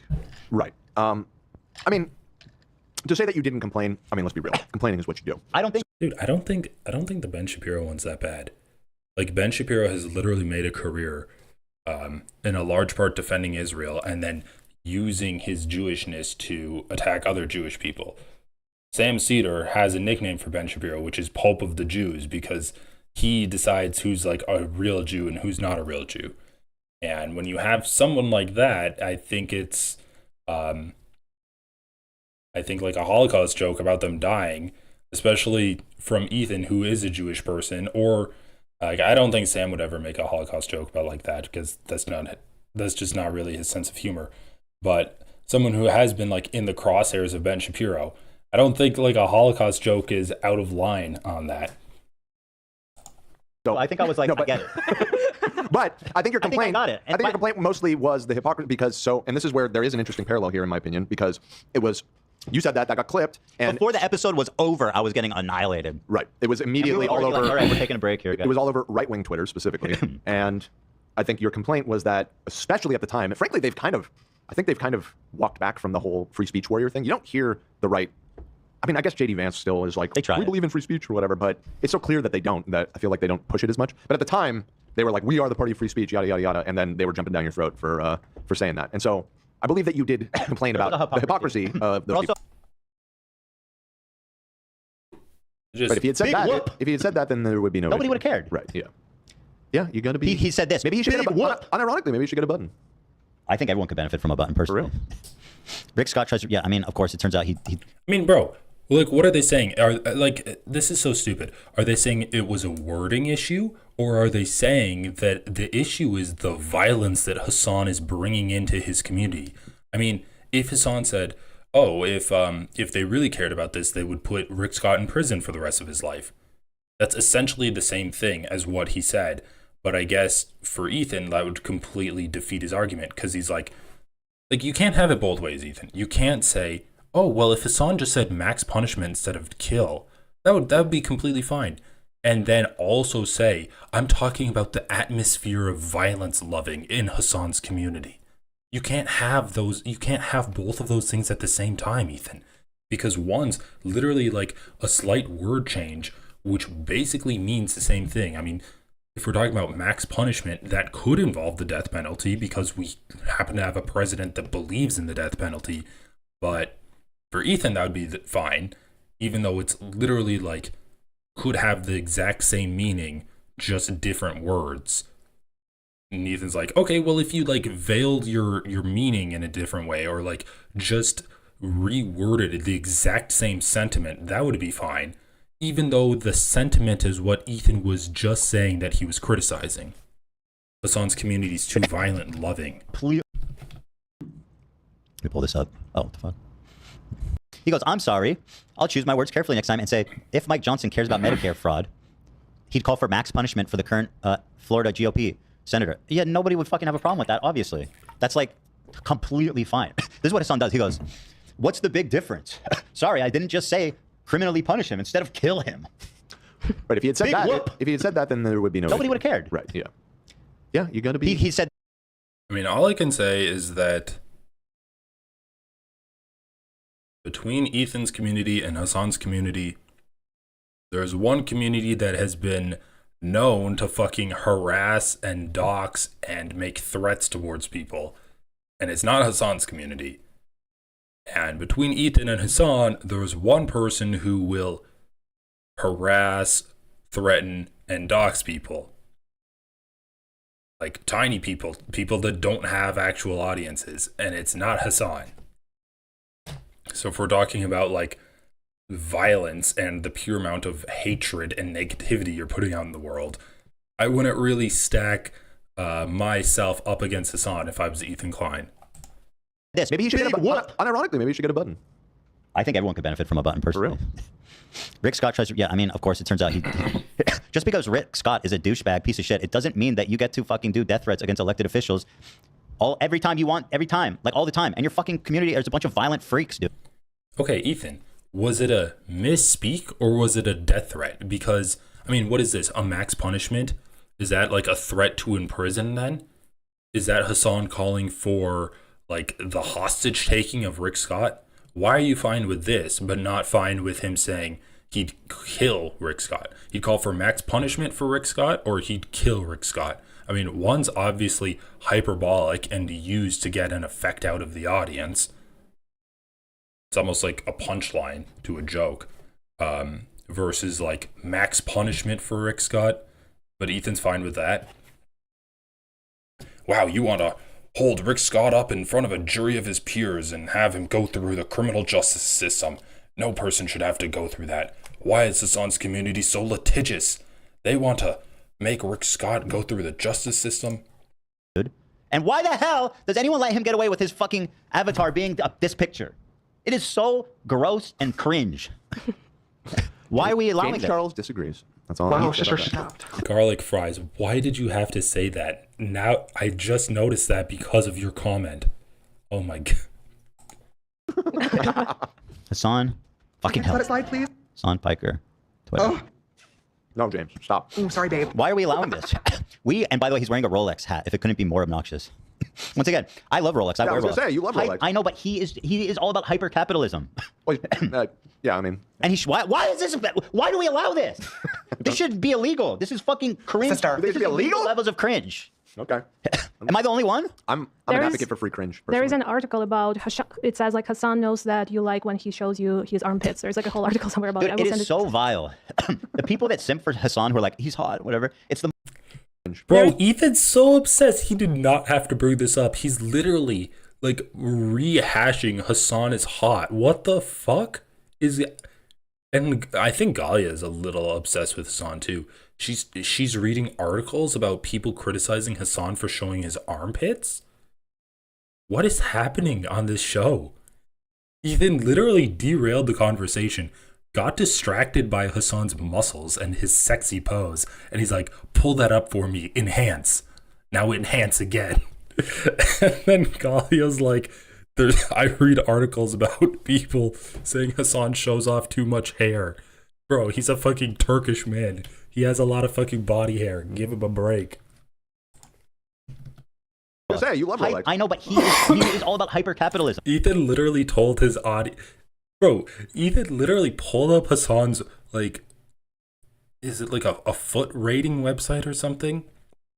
He pulled up Hasan's like profile on like some kind of like foot website, and he told his audience to go in, and he saw Hasan had like 5 stars, and he's like, guys, go in there and downvote Hasan.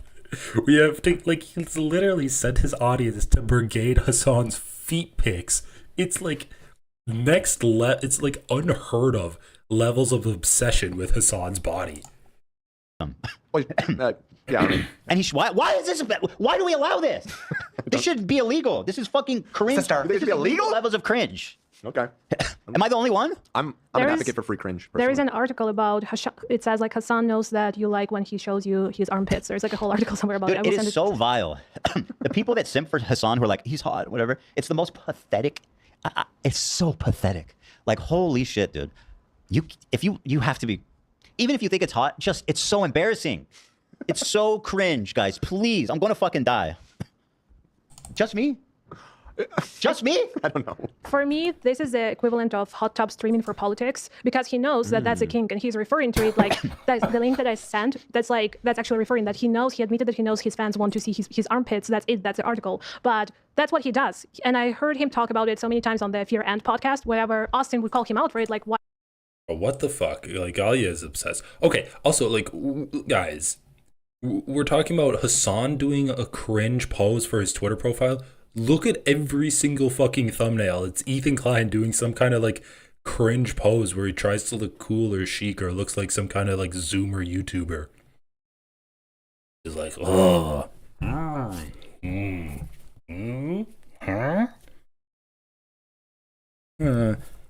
I am not well. Brr. Brr.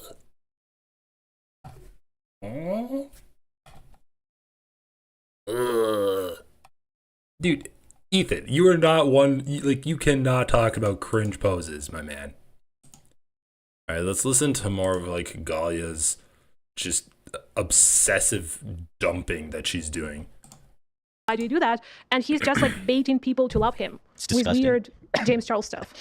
He is very manipulative with his audience. He's very tactical with the things he says and does. So he appears this way. I'm surprised by your guys' silence on this issue. Holy shit. Oh my god. Like, you guys, it's so crazy. It's literally just Ethan venting, rehashing the same thing. Oh, Hasan's so mean to his audience. Hasan's so sexy. He's so cringy. People love Hasan too much. There's not enough posts about me being sexy, guys. I'm skinny now, so can I get more posts about being sexy? Hummus tonight. Oh, it's 4:06. We're 6 minutes over. See, Tim, with his previous, not even with this, but like with all the terrorist shit that Hasan's been doing, with his previous one with Tom Cotton, I feel like nobody gives a fuck. Ben Shapiro, for example, who I feel like this is tailor-made culture war shit, had never brought up the Israel ban, the Twitch Israel ban. How's that possible? It was during the weekend. That's so it? He was busy. Maybe they didn't want to support you. It could be. It could you confused them all. But they don't even have to mention me, because if it's like Twitch blocked Israel, yeah, I mean, I don't know. I'm surprised that they haven't been there, but Tim Pool's on. By the way, he said, big shout out to the right-wing free speech lovers. Bro, free speech doesn't mean saying to kill people. That's like explicitly the one thing you can't do in free speech. Right. So you can't incite violence, my friend. That's not free speech. Why are you so dumb? Now you sound like one of them. When you did obviously wrong and you start crying free speech. You're actually doing the right-wing grift thing right now, dude. Just say you were wrong and move on, armpit boy. Dog shit. Dog shit armpit idiot. It's also kind of weird, like he does this DUI and immigrants card, he pulls it immediately, like you are talking about me wanting to kill a person when there is I didn't even get that far. another issue there. Like Two things at once, paradox. Yeah, he says it to right-wingers as well, which is like, you cannot threaten people to kill them, even if you're advocating for DUI. Like, good job on that part, but let's not kill other people. Well, I don't know if you know this, but he's thinking about going to Gaza. I don't know if you know this, but he stopped thinking about it. Why is that not here? I want to see the clip of when he stopped. I sent it in the... Oh, you did? Well, what the fuck? Okay, yeah, so Hasan called for violence and he got banned for it. Hasan versus prisoners. Oh, okay, so this is during the wildfires.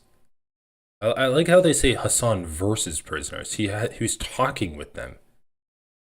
What the why would that be the title of this clip?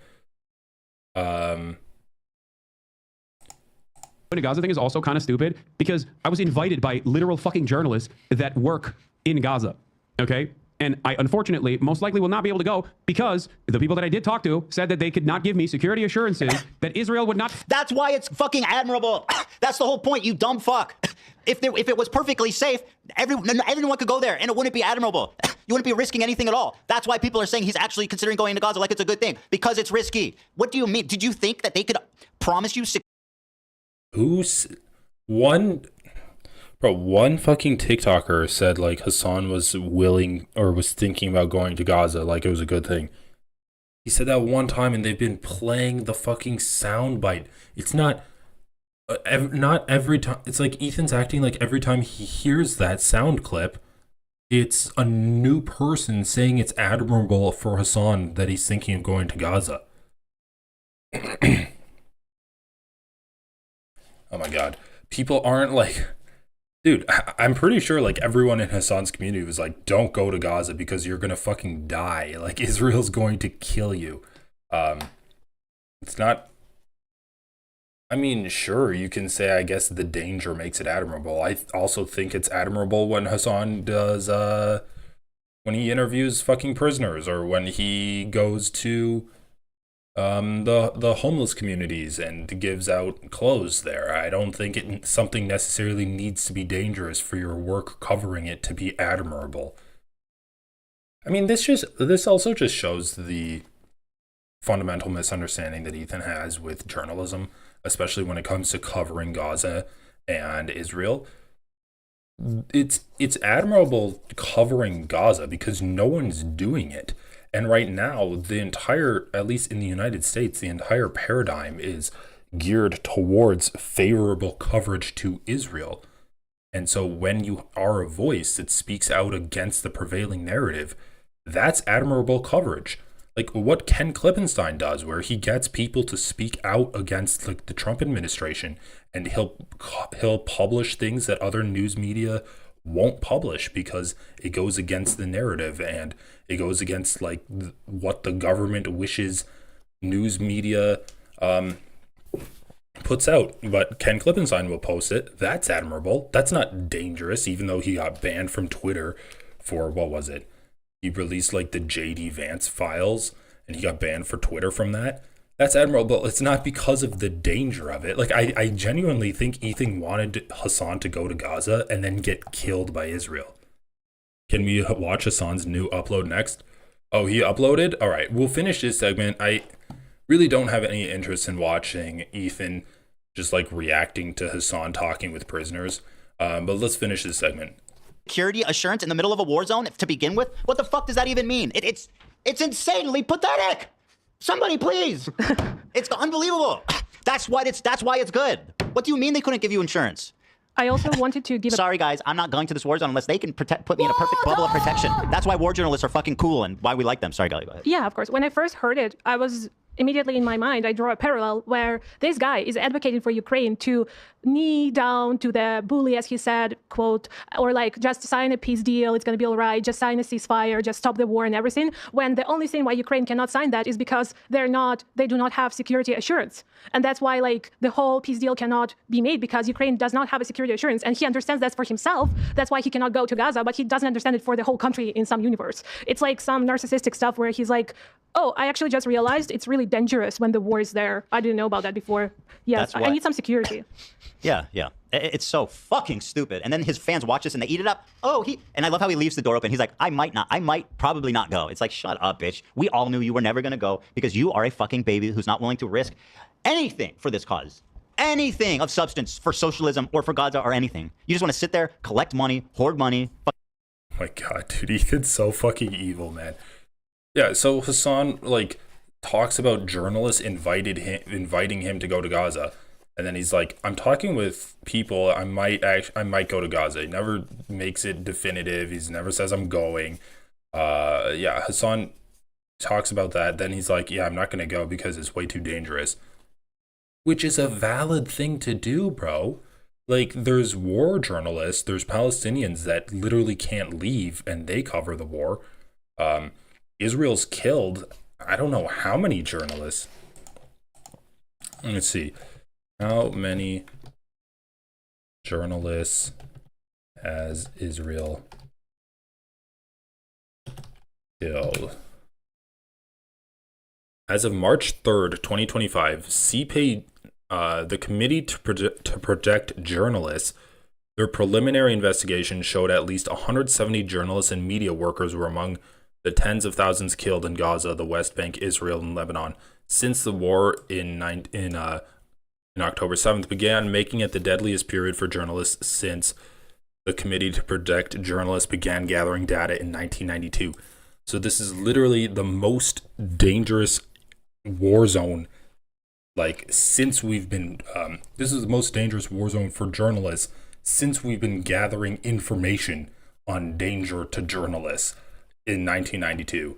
And 170 fucking people have died since October 7th, 2023.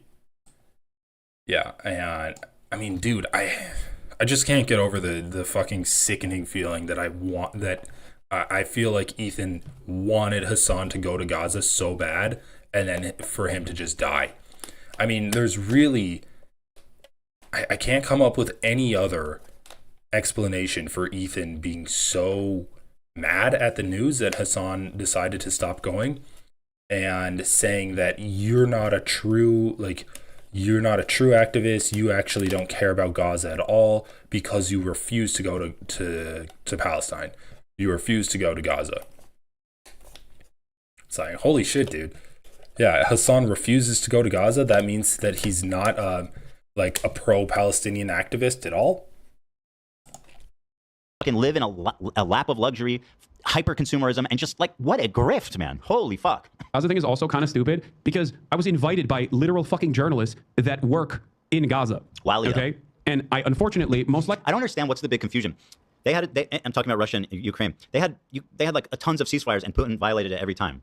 The confusion is that Hasan doesn't believe it, but doesn't believe in it. He believes that Ukraine violated all the ceasefires. That's what he said on Leftovers, by the way. He did? Yeah, he did say that Ukraine was the one who violated Minsk agreements. And actually, he has a reoccurring theme whenever he says, like, yeah, Ukraine should have just signed the deal in 2022 when Russia sent like their, I don't know, like 2 juniors who doesn't know shit about anything, who couldn't make any decisions to Istanbul. Mm-hmm. And that was the day where the ceasefire would be signed. Zelensky just wouldn't go for it. Bro, he is so pathetic. Which, by the way, like, if I talk about it, those were in the same period that Bucha massacre documents and like when the Russian army stepped away from Bucha and you could see how many people were raped, were massacred, were shot to the head, how many civilians died. And they were like, yeah, Ukraine should have just kneeled and just like gave up on some sovereignty. Like, I don't know. That's like his quote.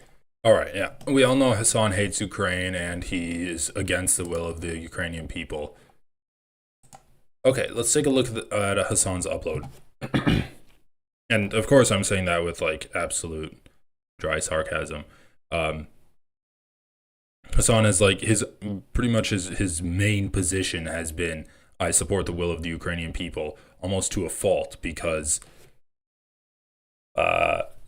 he'll be like, yeah, I don't really want NATO involved in Ukraine. I don't want the United States involved in Ukraine too much, because then that might like circumvent their like NATO's presence and America's presence and the UK's presence might circumvent the American or the Ukrainian people's will.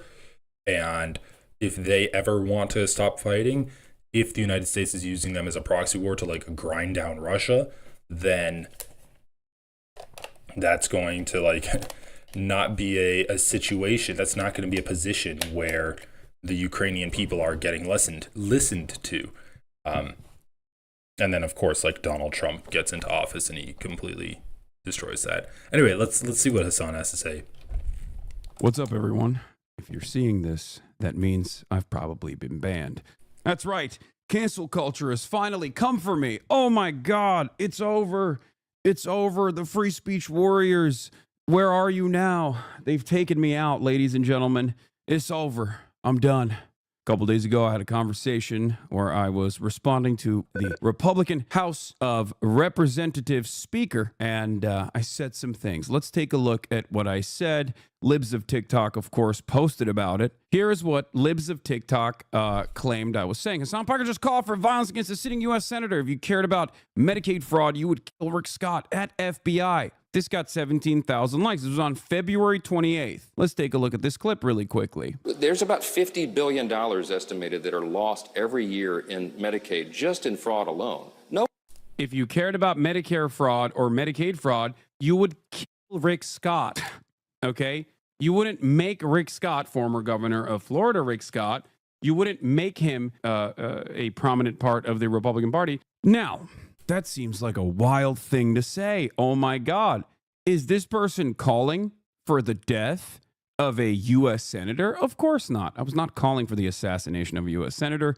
So I went back to figure out the context. Here it is. Let's take a look. Are people who are covered by Medicaid now going to potentially lose Medicaid coverage as a result of this? No, look, the White House has made a commitment. The president said over and over and over, we're not going to touch Social Security, Medicare, or Medicaid. We've made the same commitment.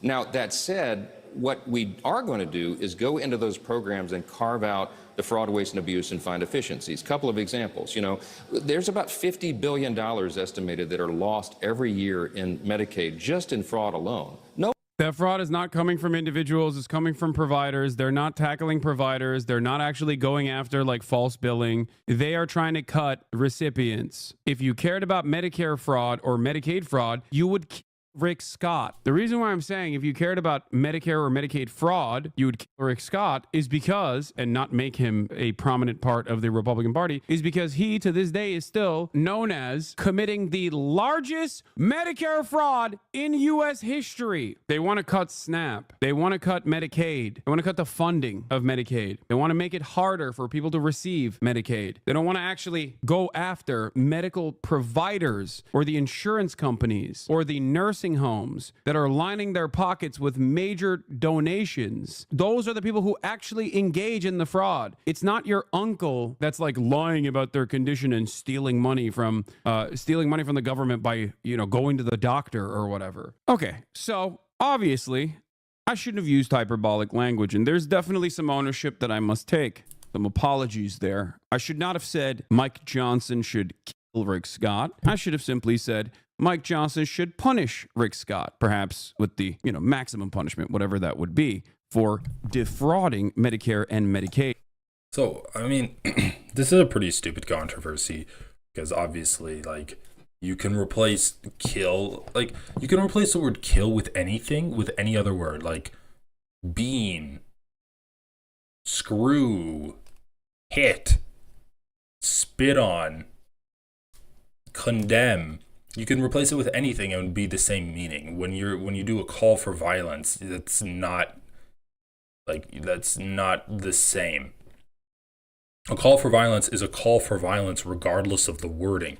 This is a calling out of hypocrisy, and you can change the word and the meaning would still be the same.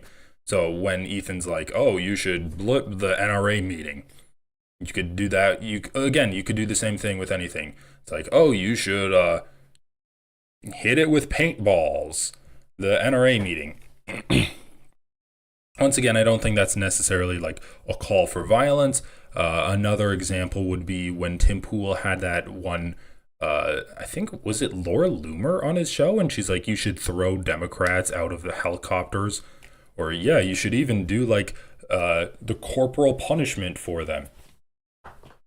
Basically saying kill them. It's like, you can't really change the wording of that and have the meaning be different, because you're saying that Democrats should be killed without actually saying the word kill. You're using like a euphemism. You can change up the euphemism. The meaning would be the same. It's the exact same with this.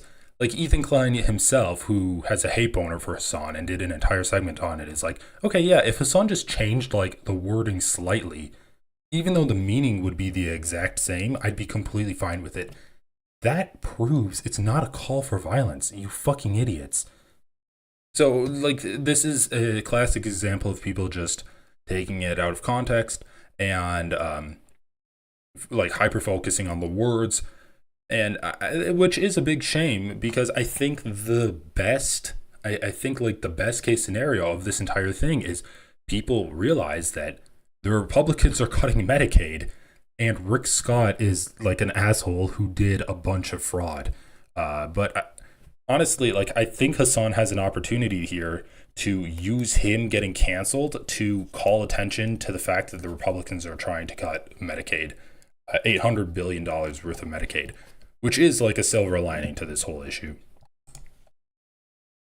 For over $1.7 billion. Now let's talk about the things that he did in this process, because Rick Scott co-founded the Columbia Hospital Corporation, which later merged to a corporation known as Columbia/HCA, which eventually became the nation's largest for-profit healthcare company. Rick Scott, who of course also looks like Voldemort, did a lot of things. The company defrauded Medicare, Medicaid, and other federal programs. The U.S. Department of Justice won 14 felony convictions against the company, which was fined $1.7 billion in what was at the time the largest healthcare fraud settlement in United States history. HCA was defrauding the government. HCA He is admitted such to a things creepy like guy. submitting inflated bills and exaggerating Voldemort diagnoses wishes to he could increase be that Medicare creepy. reimbursements. According to federal investigators, the hospital company systematically defrauded Medicare, Medicaid, and other federal healthcare programs while paying kickbacks to its physicians.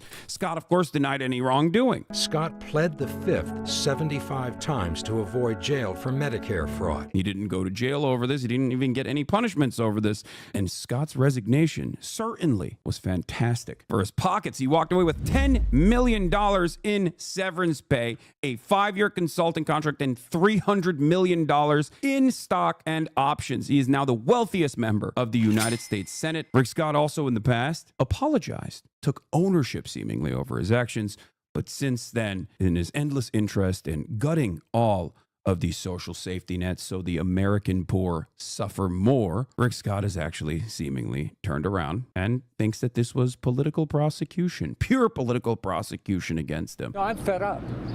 I watched what happened to me and my company.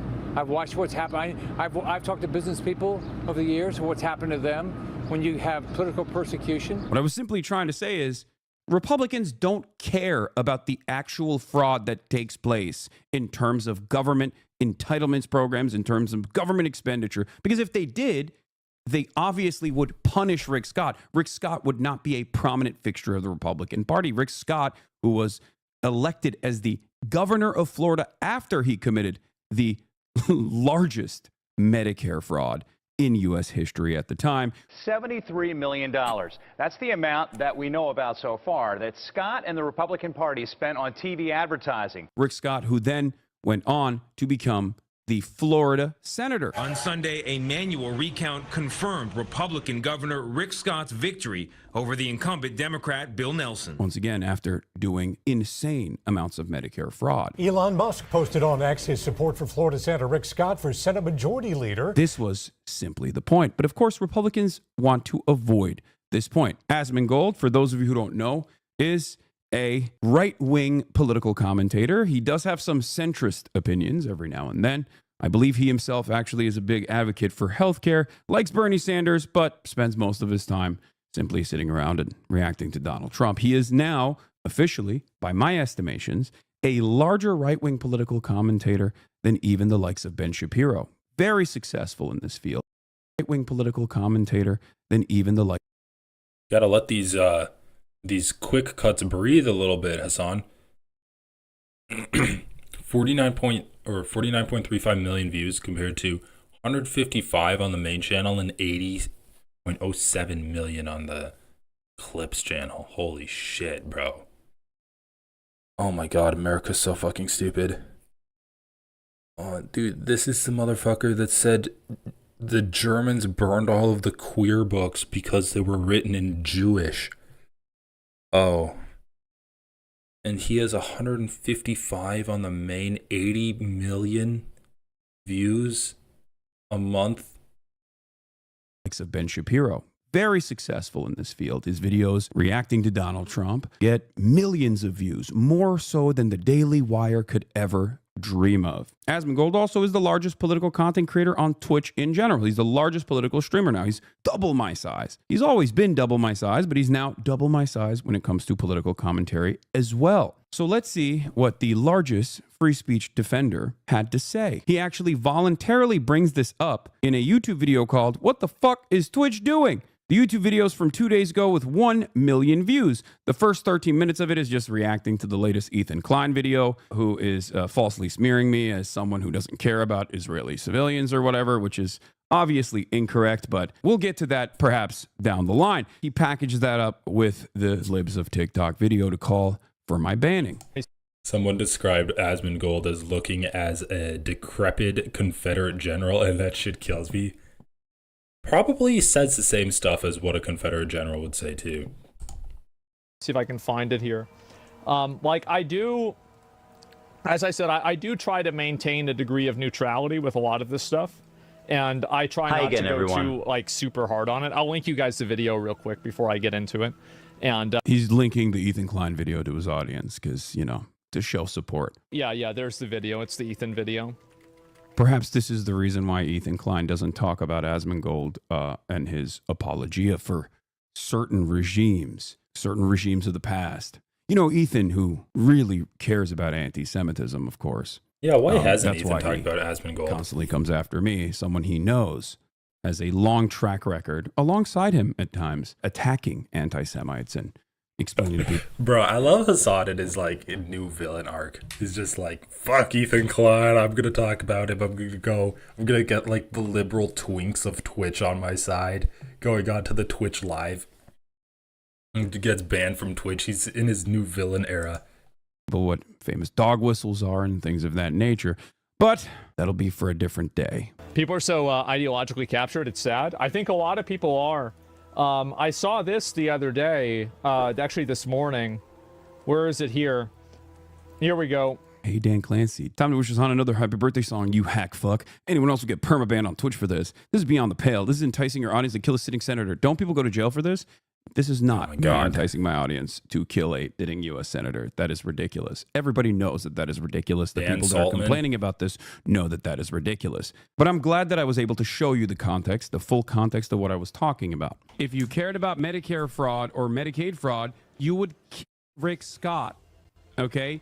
You wouldn't make Rick Scott, former governor of Florida, Rick Scott, you wouldn't make him a prominent part of the Republican Party. That is crazy. That is nuts. And I've said before, there's a statute of limitations, but apparently this was yesterday.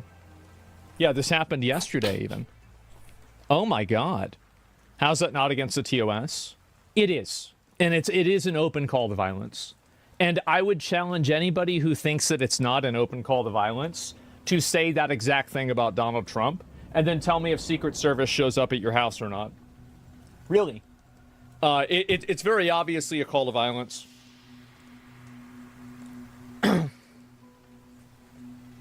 And Twitch doesn't do anything? Well, I don't know if they've really seen it or anybody's reported it or anything like that. I think Asmongold is covering this because he wants Twitch to see it.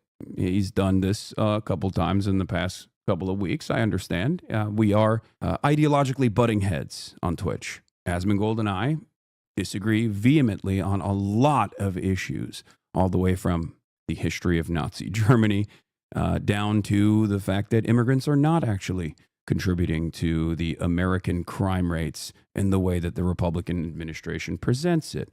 They're not destroying our culture in the way that Asmongold approaches the subject matter. There's plenty of disagreements there, and I think that he's doing this deliberately, I will say, in an effort to, shit stir a little bit and try to get me banned, which worked. The clip's too short. Maybe it's out of context. I hope so. I definitely do. Hopefully it's out of context. How are you going to... Now, once he said this, does Asmongold go back and seek out the context? No, he doesn't. Instead, he follows through, basically packaging this as a Hasan is a radical who must be banned. It's a joke, Lamau, he responds to. Would you tell that joke about Donald Trump? I think people would tell way crazier jokes about Donald Trump, and people have told way crazier jokes about Donald Trump. My statement was hyperbolic. That much is obviously clear. But the intention of it was not a call to violence directly against a sitting senator, but instead was to show the hypocrisy of the Republican Party in terms of how little they truly care about Medicare and Medicaid fraud, because that happens at the point of the provider and not necessarily in the point of the recipients. They want to cut Medicare and Medicaid for the recipients to the tune of $800 billion. And in order to justify that, they will do everything in their power to lie and claim that it's actually your grandparents that are stealing from Medicare and not people like Rick Scott. Because people like Rick Scott either fund the Republican Party and oftentimes the Democratic Party as well, or they sometimes run for office as Republicans. Rick Scott has won re-election to the United States Senate. Here are the numbers. That's the point. I mean, Hasan's basically using this drama to do what I said. Just draw attention to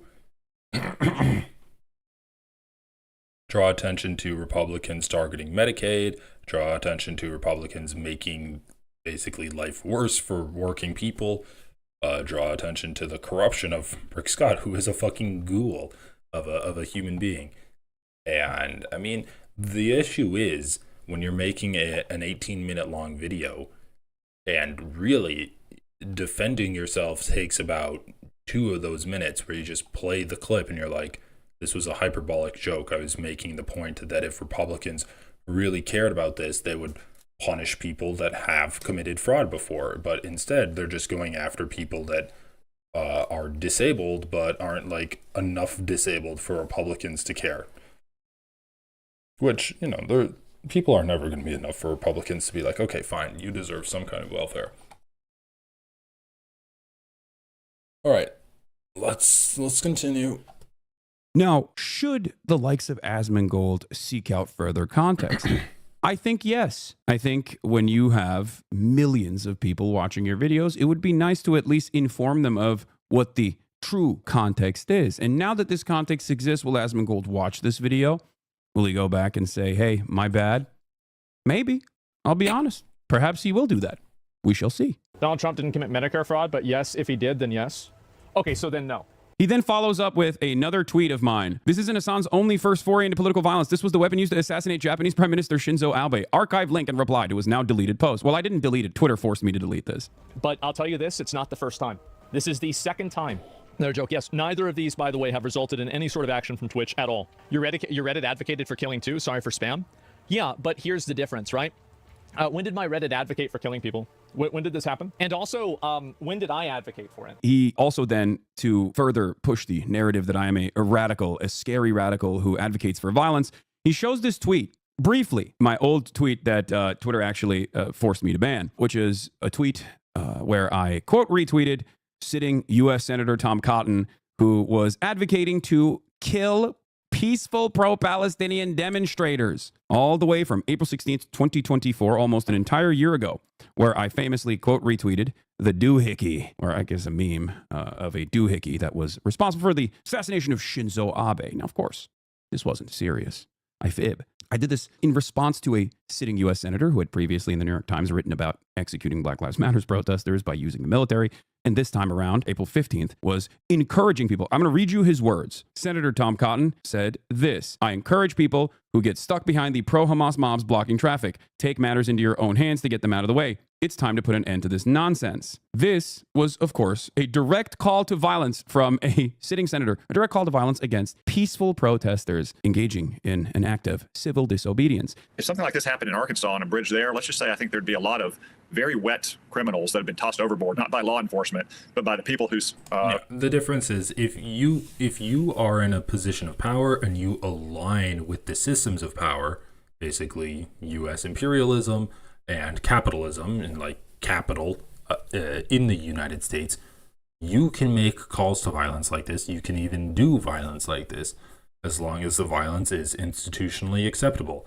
So you can have police kill people, you can have police harass people, you can have people die in prison, you can kill people overseas, deport them to Guantanamo Bay and then kill them there or torture them. You can do any kind of violence you want as long as you align with American imperialism and American capital. But if you are resistant to that and you go against the grain and you make comments that threaten that system, then all of a sudden you are a danger. And that's why people like Hasan are getting called out, versus when people make crude comments about like raping women or killing protesters or that they're going to be splattered. And then that is just, some people might get outraged about it, but the news will cover it for a night and then everyone will move on. There will be no consequences and people won't even talk about it anymore because we live in a fucking violent world and people really just don't care that much.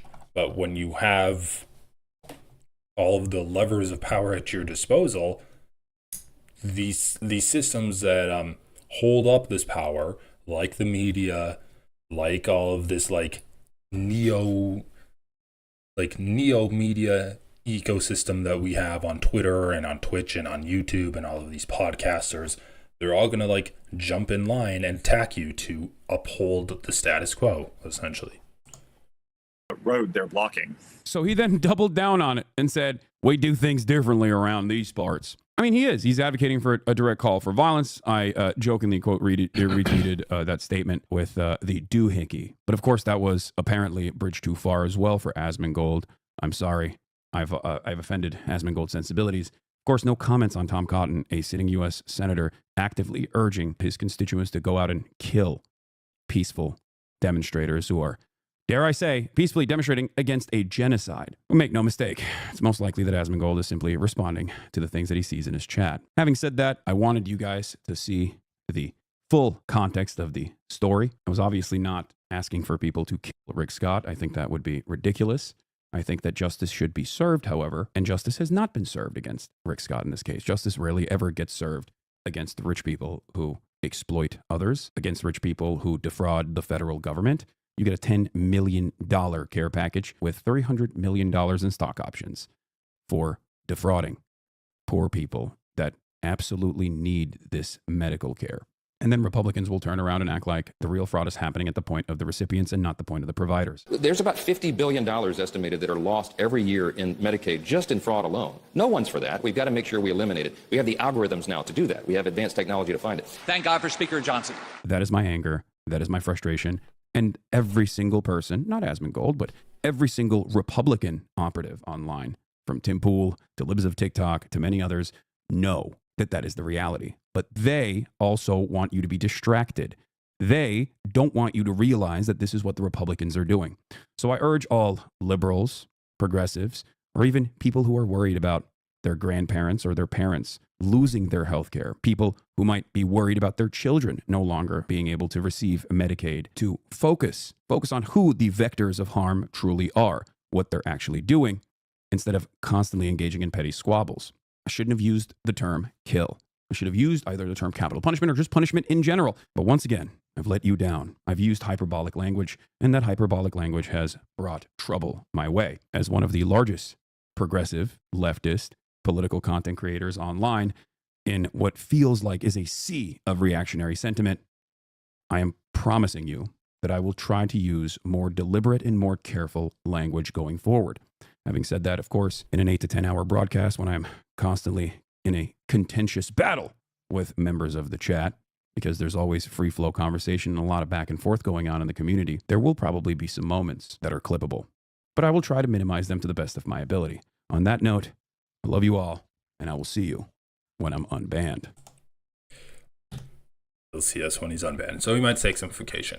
So anyway, like at the end of the day, yeah, Hasan's done some edgy stuff. Is it a call for violence? No. Is it jokes about violence? Yes.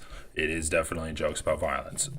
And people can make jokes about violence, once again, if you do not upset the apple cart. But Hasan is upsetting the apple cart, and like it or not, free speech is getting cracked down on way more underneath this administration.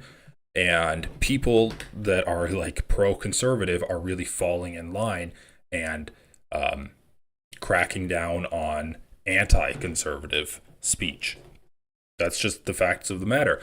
And so people like Hasan are going to have to be pretty careful about what, like, the words that they say. But the issue is, Hasan can be as careful as he wants. He can have 5 different editors, each one with their own button that can scrub the last 30 seconds off on stream. He can have like an AI that steps in and edits out every time he says the word kill or like the R word. He can have all of that, but it's not going to matter if he espouses ideas that are anti-capitalist, that are anti-American imperialism, that are anti-Israel. He's going to get dinged for those ideas. I mean, Ethan Klein's had this whole crusade against Hasan because Hasan has been too anti-Israel. He's been too outspoken against Israel. And so, like, there's not much he can do. And this is just going to keep happening more and more. And it's a real issue. There's not really a solution to it. Yeah, the Dan Crenshaw thing. Like, oh, you got your eye popped out by a brave, what was it? Like a brave ISIS fighter or whatever. You got your eye popped out by a fighter over there.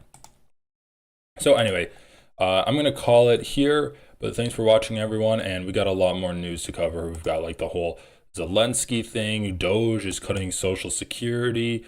Doge is cutting Social Security. Tariffs are happening. Our economy is falling apart. Republicans are cutting Medicaid. So this is a disaster.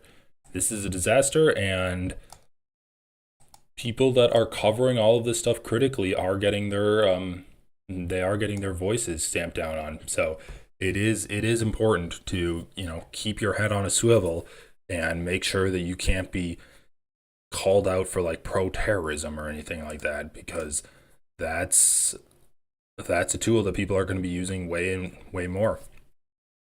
And you already have college protesters extremely worried about being deported because of that. Extremely worried about being deported for protesting against Israel because of that executive order that Donald Trump signed. But anyway, we'll see if the liberals have anything. It's just they fucking don't have anything, man.